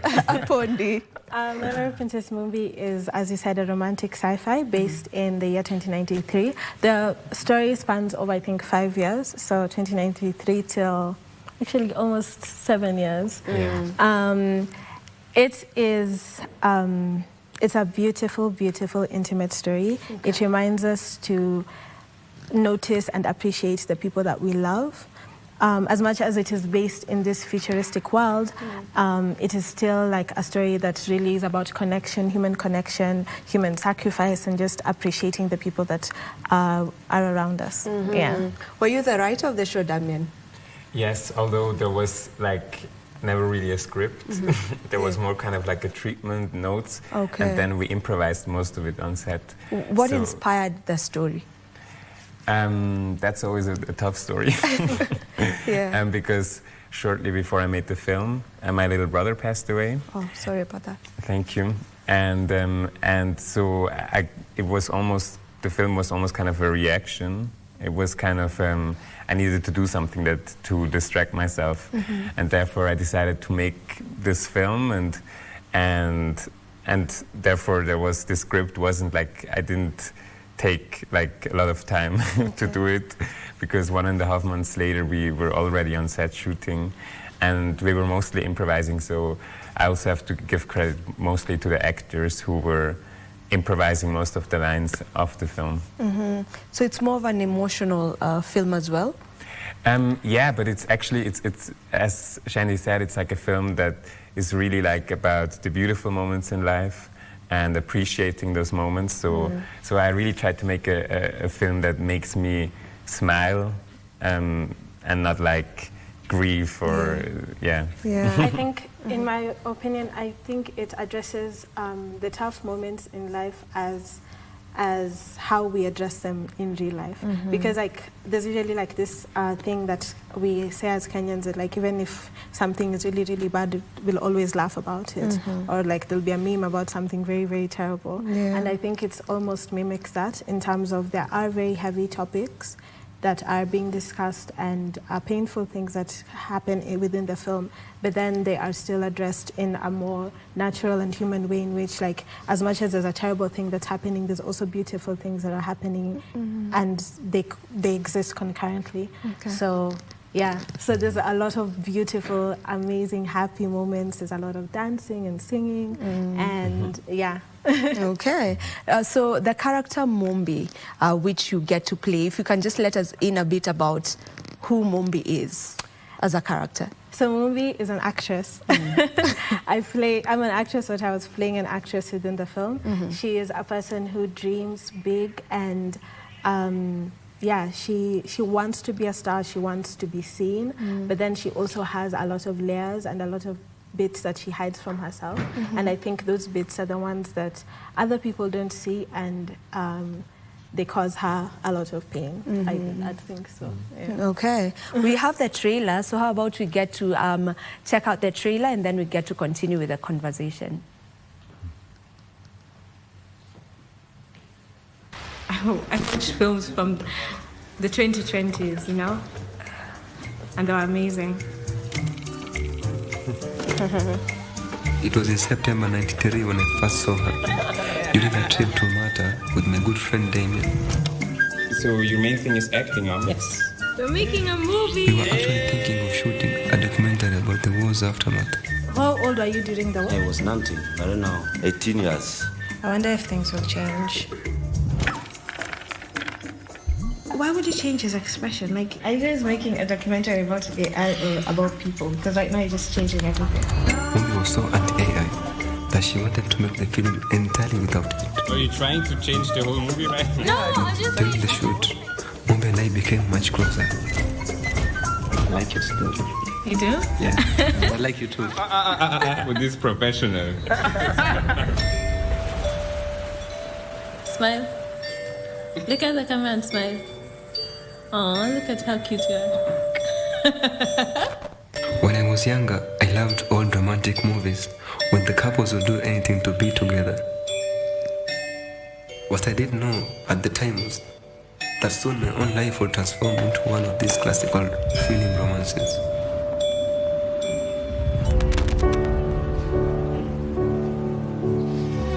Where's my future wife?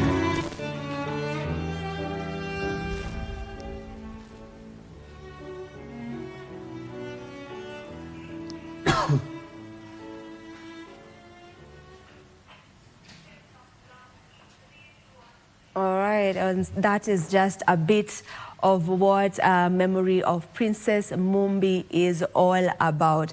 So you're telling a story that you is happening 70, is it 70 years from now? Around, Yeah, it's almost 70 years. Yeah, almost 70 years from now. So of course, I'm sure there is a lot of the use of AI. If you can just talk a bit about that. Yeah. So, well, I did the film, like, I replaced the backgrounds inside the film with, like, AI images. And I couldn't have told this story without this tool because it was, like, the film was really, really, really very low budget. But at the same time, while using that tool, I still felt like the need to address it because I wasn't like completely in peace with just using that tool morally, and therefore I decided to like address it inside the film. Okay. And my goal was to make a film that AI could never do, kind of like try to experiment with the form of film, because even in a future where AI could create maybe full films, they would be always based on like film structure that already exists, and like I don't know how to say, but They're always currently like the most common film structure is the 3-act structure, and then it always is built on a very specific conflict, and then it's like the characters are introduced, they face this conflict, and then they resolve it. So most likely, if AI was to generate a film, it would be based off this structure because it has to learn from previous existing films. So now Damien tried to create a film that isn't surrounded by conflict, and it's just focuses on beautiful moments, which would be a film that, in his mind, AI would never be able to generate. And there's something you mentioned. You felt like you were not at peace morally, you know, with using it. But I don't know, you correct me if I'm wrong. Are we getting to a point where that is the future, whereby AI will be used to produce, you know, full films, to the point where maybe even we won't need actors or actresses?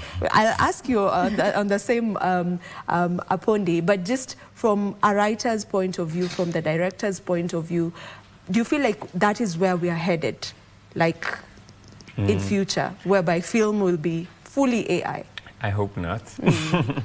And it's, to me, like AI can really be used as like a tool where it kind of like it brings costs down, and it allows like filmmakers to tell stories that they couldn't have told before.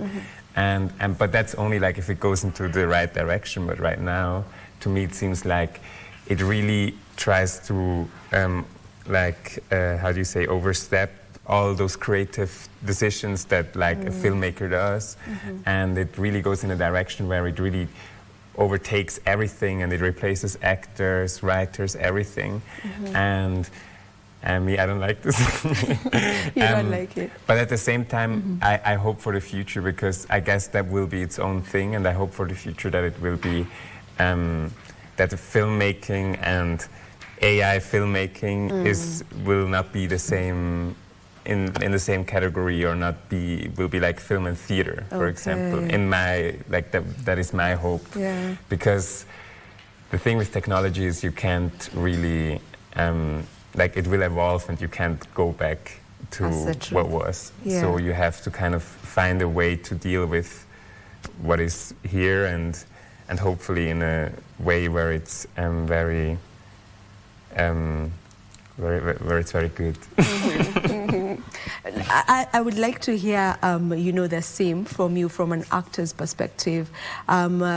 Is it something that is worrying you, whereby AI maybe will replace, because we've seen films whereby even the characters are all AI. So someone like you who's an actor may miss, that kind of job because the producer or the person who's making this film decided they're going all AI. So what's your take on that?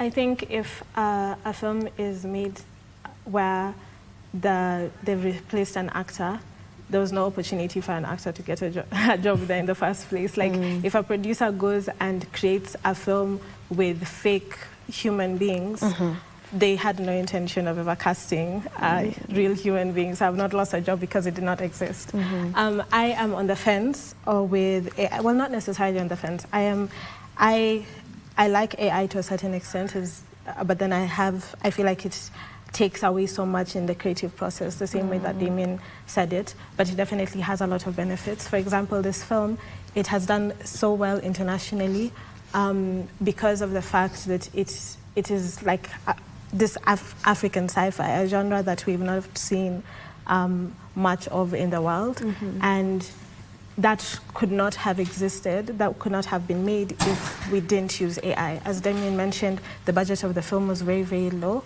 and he had to do all of the VFX himself. He was in post-production for a year and a half because he was handling the whole post-production process on his own. And if he had to use traditional filmmaking methods, then he wouldn't have been able to do it. And the AI really helped in terms of assisting him create those worlds. But then there's still intimacy, there's still human connection and all of that stuff because the actors are real human beings. So I think anyone who actually wants to create a film that human beings can connect to will be forced to use actors anyway, because you can't mimic being a human, no matter how good AI gets. There's that human touch that lacks when it comes to AI. So that is still our strength as people, I would say, maybe. All right. So where was this film shot? Was it shot in Kenya? Where was it shot? Yeah, we shot it in Watamu and in Lamu. Yeah. There are very short scenes that were shot in Switzerland, but it was much later. But mostly it was shot in Watamu and Lamu. And I feel that's also one thing that maybe as filmmakers we need to do more, whereby we are showcasing our spaces, our places, because Kenya is also very, very scenic. And I feel like for us also to, one of the things that we can do in just selling the country out there as well is also as a very scenic place whereby filmmakers can come and will get really nice places to do their shoots. You agree with me on that? Kenya has very, very beautiful locations. So we should work more on just selling ourselves from that perspective as well. All right, so now with a memory of Princess Mombi, what would you say stands out from the film?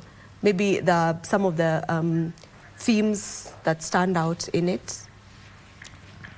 From reviews, the things that I have seen that people really connect with is the performances, because we were improvising a lot. It's very difficult to see whether someone is acting or if they're just being themselves, which I think is a really big strength for the film because it really brings a lot of connection with the audience. The music is also very, very nice. And there's a lot of, I remember Cinema Focus said that something like Damien Hauser was not afraid to pull a musical number. So it's like in every other scene, it's very elaborate scenes. And of course, the world is very, very beautiful and very captivating. I think those are the things for me. Yeah, to me, what I love most about the film is just the in-between conversations between the actors. As I said, it was improvised, and the thing was, when I was recording them, I was really searching for things that I couldn't write myself. Like conversations that like really happen in the moment, and eventually I just like took all those conversations and added them like together. and yeah, like the human connection in between is I think the strongest part of the film, or the part that I like the most about it. How different is it from other films that you've probably worked on, Damien? It's, well, I think I was never able to improvise as much as this film. I always come back to the because it's really, when I did the, like, I don't know, like it could have been also completely trash, the whole film, because it was like a huge risk, but in my mind it wasn't even a risk. In my mind it was just like a distraction, and just like trying to have somehow fun, and yeah, and we were very lucky that it came out the way it did. Yeah. Apondi, how would you say you're different from Mombi, or Mombi is different from you? One thing in common, of course, you're both actresses, because Mombi is also an actress in the film. So maybe what are some differences or even similarities?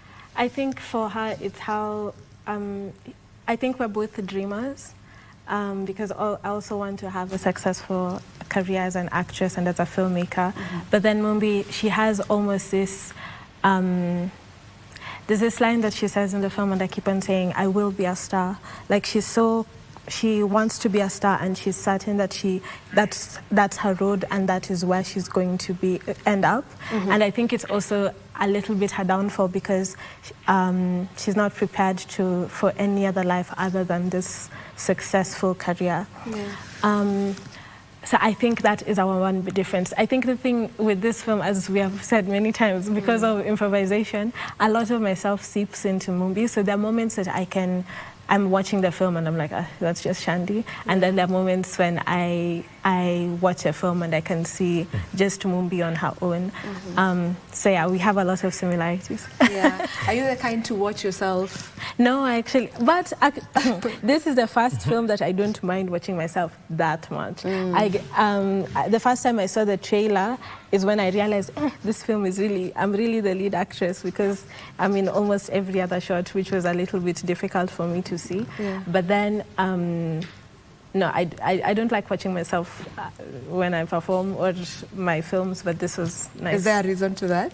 I think you just get tired of like listening to your own voice, and then you also like judge your own performances and stuff. And it's like I think with this one, because we weren't really like, it wasn't like script and then you perform the lines. There's not really a lot to judge. But then in other films, you're like, I should have said that differently, something of that sort. Yeah. Okay, so without giving away maybe too much, what's your favorite scene? And I'll get to you too, David, right down the same. My favorite scene? Yeah. I do have mine. You have? Okay, go first.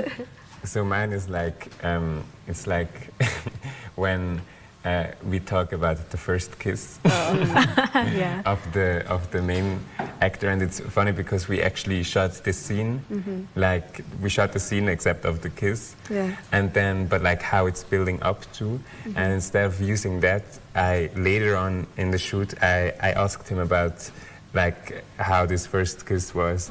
I'm also kind of acting as myself just so I could hold the camera. So what was happening was he remembered basically the shoot and what happened, but he was really remembering, and I love his acting so much there because, well, he didn't have to do a lot because he was actually remembering it, yeah, to me that felt like very real. All right. Well, have you remembered your favorite? I don't know if it's my favorite, but it's one of the funny scenes when people are, actually I think I like the whole montage, when we decide to make a movie within a movie, and then people are auditioning to be part of the movie, and then we actually asked like the like the Beach Boys at Watamu if they want to audition to be part of the movie. So when they were auditioning, they actually thought that they would eventually be in the movie. Yeah. And it was just so sweet. They were dancing, the way they were performing was very, very funny. And yeah, it was a very sweet moment. Okay. So as we finalize, you know, where is when will it be showing? Where is it showing, and how to go about maybe getting tickets for that? So we're doing the homecoming screening on August 7th. We're calling it homecoming because it has been around the world and it's finally coming home to East Africa. So it's happening, the homecoming red carpet screening is happening on August 7th at Prestige Cinema. And the tickets are available on newmook.com. They are currently at 1,500 because we already sold out early bird tickets. And then afterwards, it will be available at Prestige, Motion Cinema and Unseen Cinema in Nairobi. And then at Mega City in Kisumu and Nyali in Mombasa, Nyali Cinemax in Mombasa. And then it will also be available in Uganda, Tanzania, Rwanda, Ethiopia. Yeah. Nice. Yeah, all in the month of August. So anywhere anyone is in East Africa, outside of Burundi, they can watch it. All right, and you know, you've mentioned that you've already shown outside the country, so it's now just coming to East Africa, Kenya, East Africa. So where else have you shown the film already? It went mostly to film festivals. There was like, and the film festivals, they're like just everywhere around the whole world. I think really, literally on every continent. It first started in Italy, in Venice, last year, August, and then went to Toronto International Film Festival, and then Zurich, or BFI first. It showed once in Kenya at Nairobi Film Festival, and then yes, as like, mentioned, afterwards we lost track. It's been everywhere. All over. Yeah. What kind of reception are you getting from the international, you know, eyes? And maybe what's your expectation from the Kenyan and East African market? I think for the international world, they don't. The reception is good everywhere. People really love the film. The people who, as long as they're not extremely anti-AI, then they really, really love the film. The bad feedback we've gotten is from people who cannot get past the fact that we use AI, which is understandable because it is a very sensitive issue in the film industry.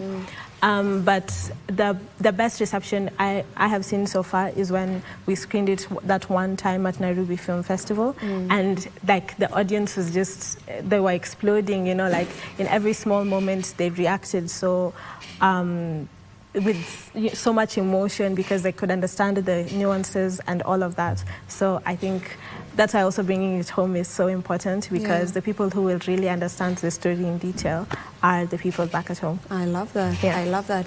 So I want you to each say a word that would make someone want to come watch the film. Sorry, I didn't understand. What? You just you speak directly to the camera and tell them something that will make them really want to attend and get to watch the film. like kind of sell it. I'm so good, like that's why I'm just making the film, so the film itself is like, but it's so difficult. You have maybe a good idea. Okay, you do that. One word. No, I'll use like a hyphen to pretend it's one word. Afrofuturistic royalty. All right. Yes, and that's the best way for us to end this conversation. Thank you so much for joining us, and I'm looking forward to get to just watch the entire film on the 7th of August, beginning from the 7th of August. And yeah, all the best on that as well. Thank you so much. All right, this is where we get to end this conversation. But remember, Entertainment Thursday has just begun. We still have a lot in store for you, so do not go too far. We'll be back in a moment. Thanks.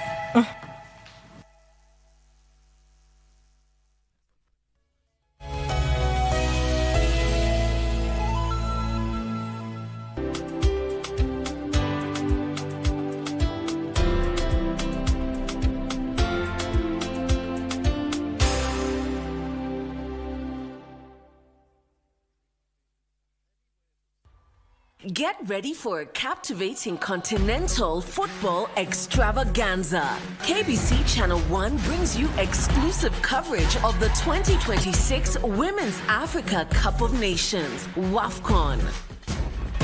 From Sunday the 26th of July to Sunday the 16th of August 2026, welcome to Morocco! Morocco is the battleground as Nigeria defend their title against 15 other nations fighting to lift the prestigious trophy. Who will be crowned Queens of African Football? Courtesy of the Ministry of Youth Affairs, Creative Economy and Sports. Watch all the action unraveling on KBC Channel 1, your true sports partner.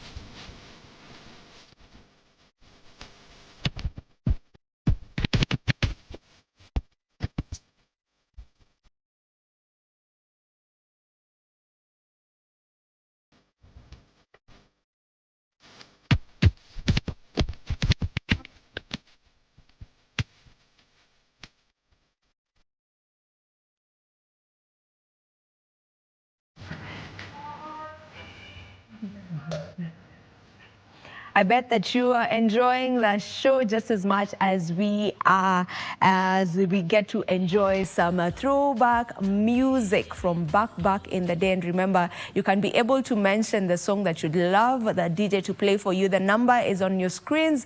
You can share a WhatsApp message with us, just letting us know what song you'd love. The number is 0707-303-212. Let's get into our next conversation and the final conversation. Then we get to the dancing mood, you know. And right now we will be talking about modeling and the modeling industry in the country. And I am pleased to be joined by Nash Debs. Nash Debs is the Vice President, MMK Modeling Academy. Welcome to the show. Thank you so much. And then we also have Mr. Gold Kajiado 2026. His name is Alpha Saruni. Alpha, welcome to the show. Thank you so much. And then we also have a beauty queen. She is a Miss Gold Kajiado 2026. Her name is Teresia Pariken. Welcome to the program. Thank you so much. All right, it's a pleasure to have all of you here just for us to get to talk matters modeling. And I would like for us to just begin by maybe getting to know what MMK in full is. It's Mwanakochi Modeling Academy. So Mwana it's a youth, and then Kochi is a township. So in full it's we're building the township and making them grow in the youth. So like building talents for the youth. All right, so it's a modeling academy. Yes, it is. So you deal with models? Yes. Yeah. So we deal with models, we give them opportunities, we train them, give them opportunities in both local and international pageantries.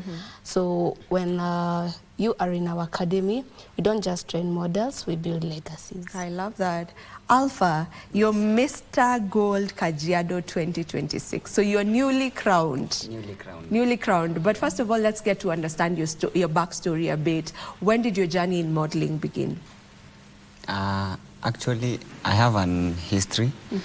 I started modeling back in 2023. I'm in university right now. I'm doing my law studies. So when I joined law school, I saw pageantry and I was like, let me try this thing out. I became second runners back in 2023. Also, I became second runners again in 2024. And then I became the Mister of my school, 2025-2026, Mount Kenya Law Campus, Parklands. Actually, I'm still running. My year has not yet ended. And then I got an opportunity to join MMK modeling, and I got that opportunity to become the Mister. And yeah, here I am right now as Mr. Gold Kajiado. All right. Yeah. The Miss Gold Kajiado Teresia, give us a backstory of where it all began for you. It started when I was young, because in 2016, I was crowned as Miss Huduma. Huduma was a company which brings old fashion to fashion. And then I went on, and then last year I was crowned again as Miss Mark Creative. So my journey was good. I started when I was a young girl, and now I'm here. So you've always been crowned in the pageants that you've taken part in. You've always been crowned. Hakuna cha first runners up, second. Unaendeaga title too. I love that. And maybe is this something that you always saw yourself doing? I'm a designer.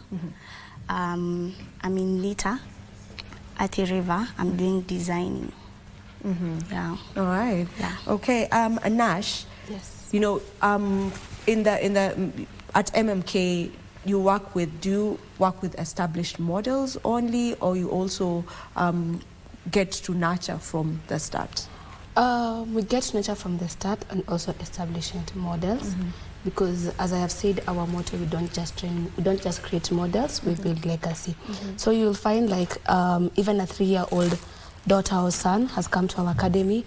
We train them so that they can be someone in the future, because you find most of them come with passion, and we really want, for me, I advocate for SDG 4, whereby it's empowering youths and talents. So I ensure that I have empowered them so that they may go out there and be something in the productive, just as the Mr. and Mrs. Gold Kajiado.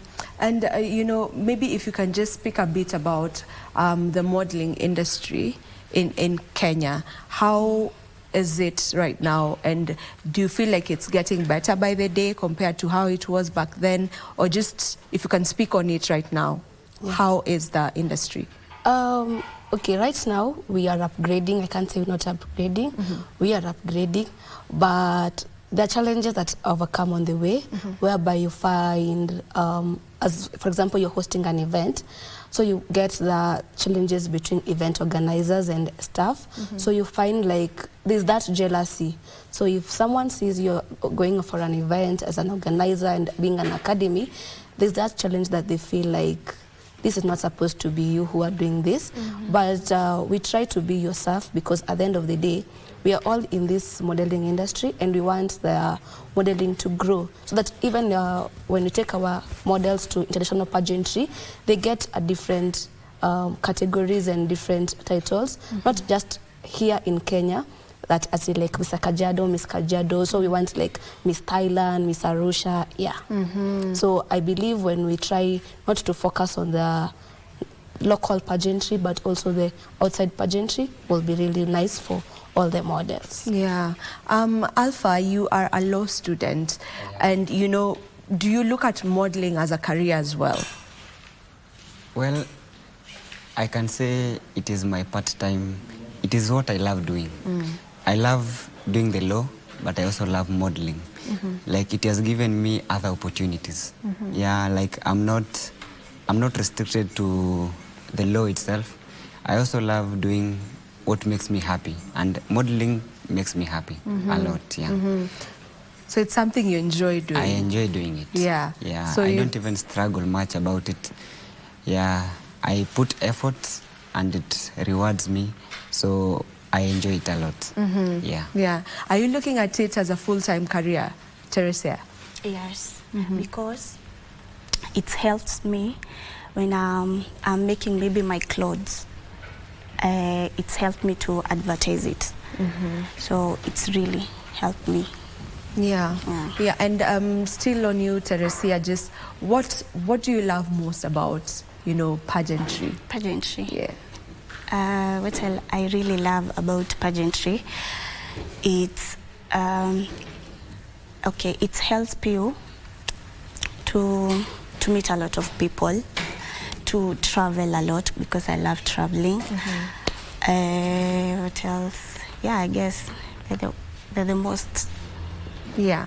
So you work with a particular age, or there's no age limit? We don't have any age limit. Yeah. So that's why I said from 3 years to above. You can even find a 29, 30-year-old lady or man modeling. And that's to get the whatever he or she wants. Because passionate is everything, I believe in that. So if you have passion, you can go all miles and above to do it. Yeah. So when it comes to the trainings, what exactly are you training on? We're training in also catwalks, Q&As, confidence, because you find like most of people are not that confident in modeling, and then also postures. So yeah, it's just a whole time thing we train them with. Yeah, so all round matters modeling. Yes. Yeah. Even verbality, how to speak and stuff. Yeah. Yeah. And speaking about that, Alpha, you know, there's that Q&A session that is usually, it cuts across all pageants. There has to be that segment where now it's time for Q&A, and for most people sometimes that's maybe the most challenging at times, because when it comes to your posture, maybe you've already mastered that and all that, but you don't really know what exactly you're going to be asked. Would you say that that is one of the maybe the parts of pageantry that may be a bit challenging, or it's not a challenge for you? To me or to everyone? You speak for yourself. If you want to speak for everyone else, still fine. Well, I can say Q&A is always one of the most challenging part, because you never know what to expect. We are always trained on how to speak, but we are never really that ready to receive that question, because you might have trained yourself for certain aspects of question, and then you're ambushed to the question. But it takes confidence for you to answer that question, and I feel like it is a very important part in modeling, whereby you get to be, because pageantry is not all about modeling, catwalking, but also your communication skills are also important. So for me, I would say that as far it is a challenge, but it is something that I would love myself to train more, to ensure that, because communication skills is something good. Yeah. How did you get yourself ready for the pageant that is Miss Gold Kajiado? How did you get yourself ready for it? What kept me ready, it's I go to trainings. I got trained. And then I make my own clothes. So I showcase my clothes there. Yeah. Yeah. Yeah. How did you prepare yourself, Alpha? Well, myself, a lot. Yeah. First of all, the mental. I was like, this is a very big stage for me. I was used to the university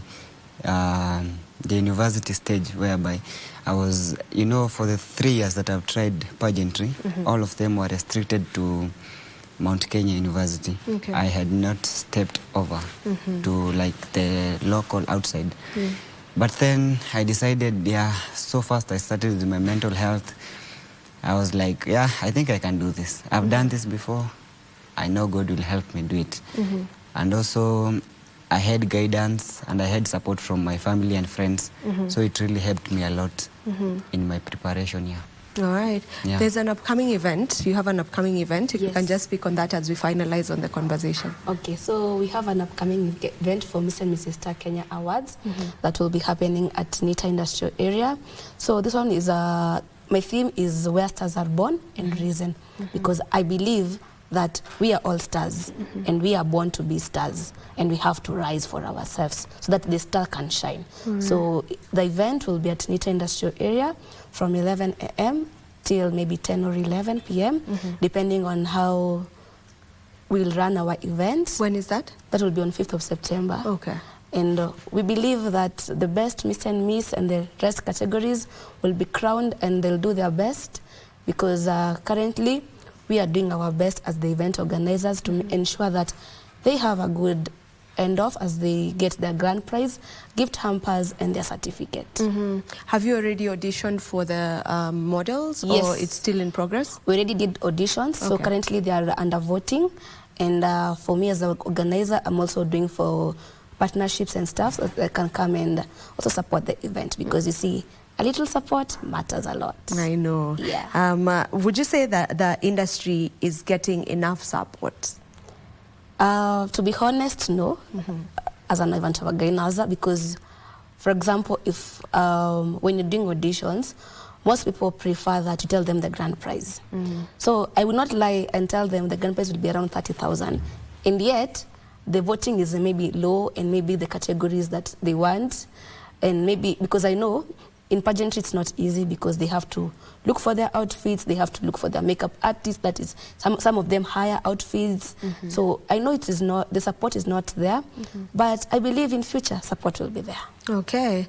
All right. I want to finish with you and I would just like to know what the crown means for you. What does it mean for you, Alpha? Well, to me it means a lot. It is the years of resilience and hard work, and also it is proof of my commitment towards pageantry. Yeah, it is the reward that I got, and I'm really appreciating my bosses because they gave me an opportunity, and in the end I got a reward to it. Yeah, my confidence, my hard work did not go to waste. Yeah. Okay. Teresia, what does it mean for you to have that beautiful crown on your head? It means a lot. And then it's helped me to prove to my parents, to prove to other young girls that when people see you with crown, they always admire it. They always want to be like you. So it really means a lot to me. And then it's proved to my parents like they should support me much so that I can get more. Okay. Yeah. All right. It would only be right if you get to walk out the stage or get to catwalk for us. You know, so if you can just do that, if my director allows me, you can just catwalk a bit for us. You can go this way, then go back that way, and then come out of set. All right. Let's have the models do their thing. We begin with Teresia.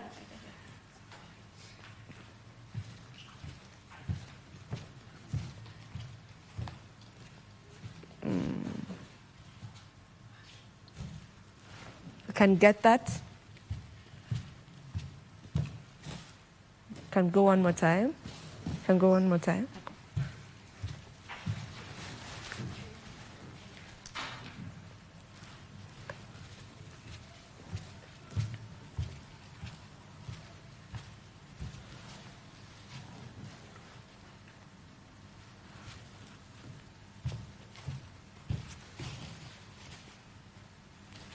Okay, thank you, Alpha. Your turn, Alpha. Yeah. Let's do that.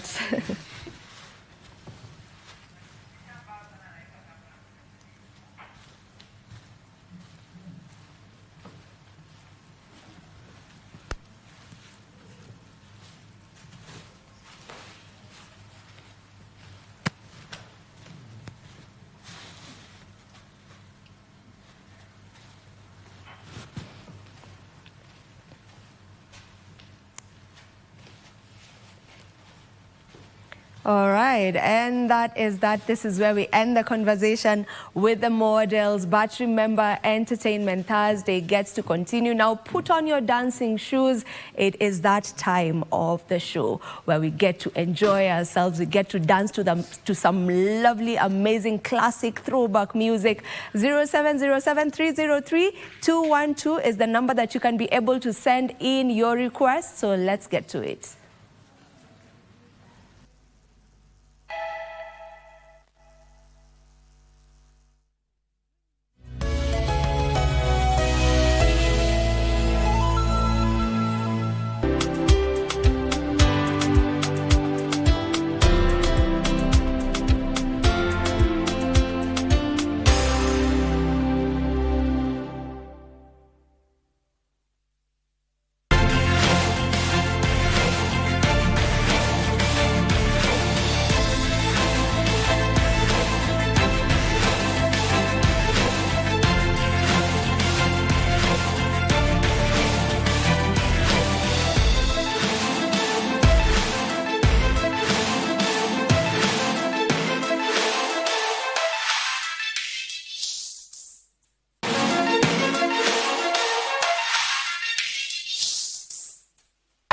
Being scored in this second half time. What a great goal from Zambia. Here we have a hat-trick. We are only 62 minutes into the game and Zambia scored a hat-trick.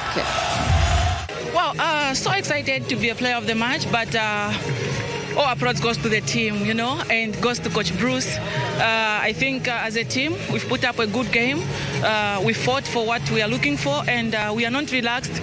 We know that we have another game ahead of us, so our mind now is to focus on the next game.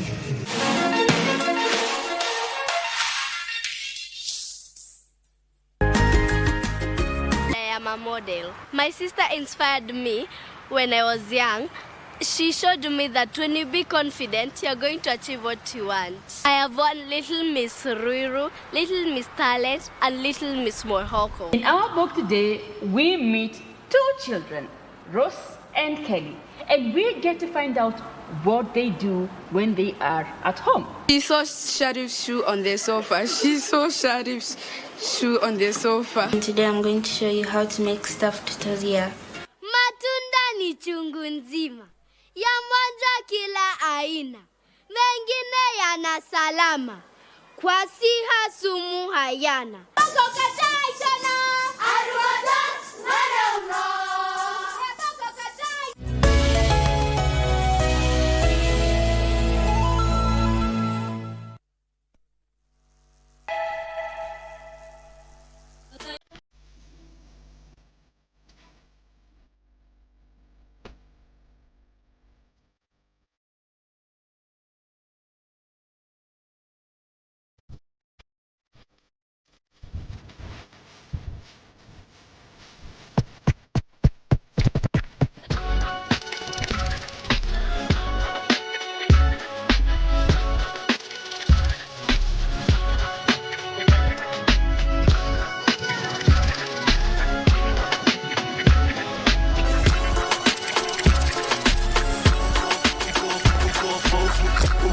fulani ndani ya lab na mezani. Ukituona ndani ya club samahani. Hawa magrupi ndani ya fane na mnagane. Ukipatana ndani ya club oh niaje.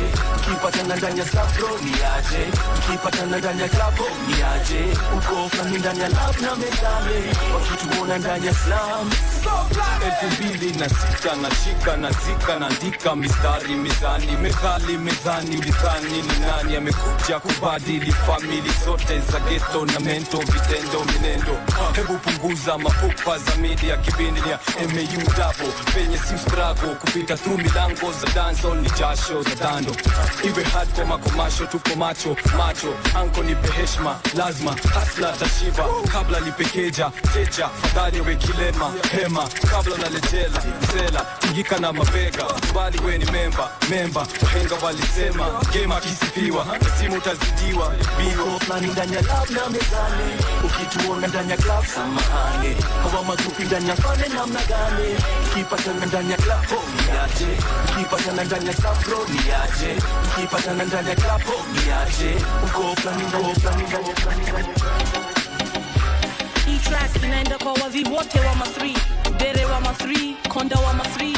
Pia kama unapanda ma 3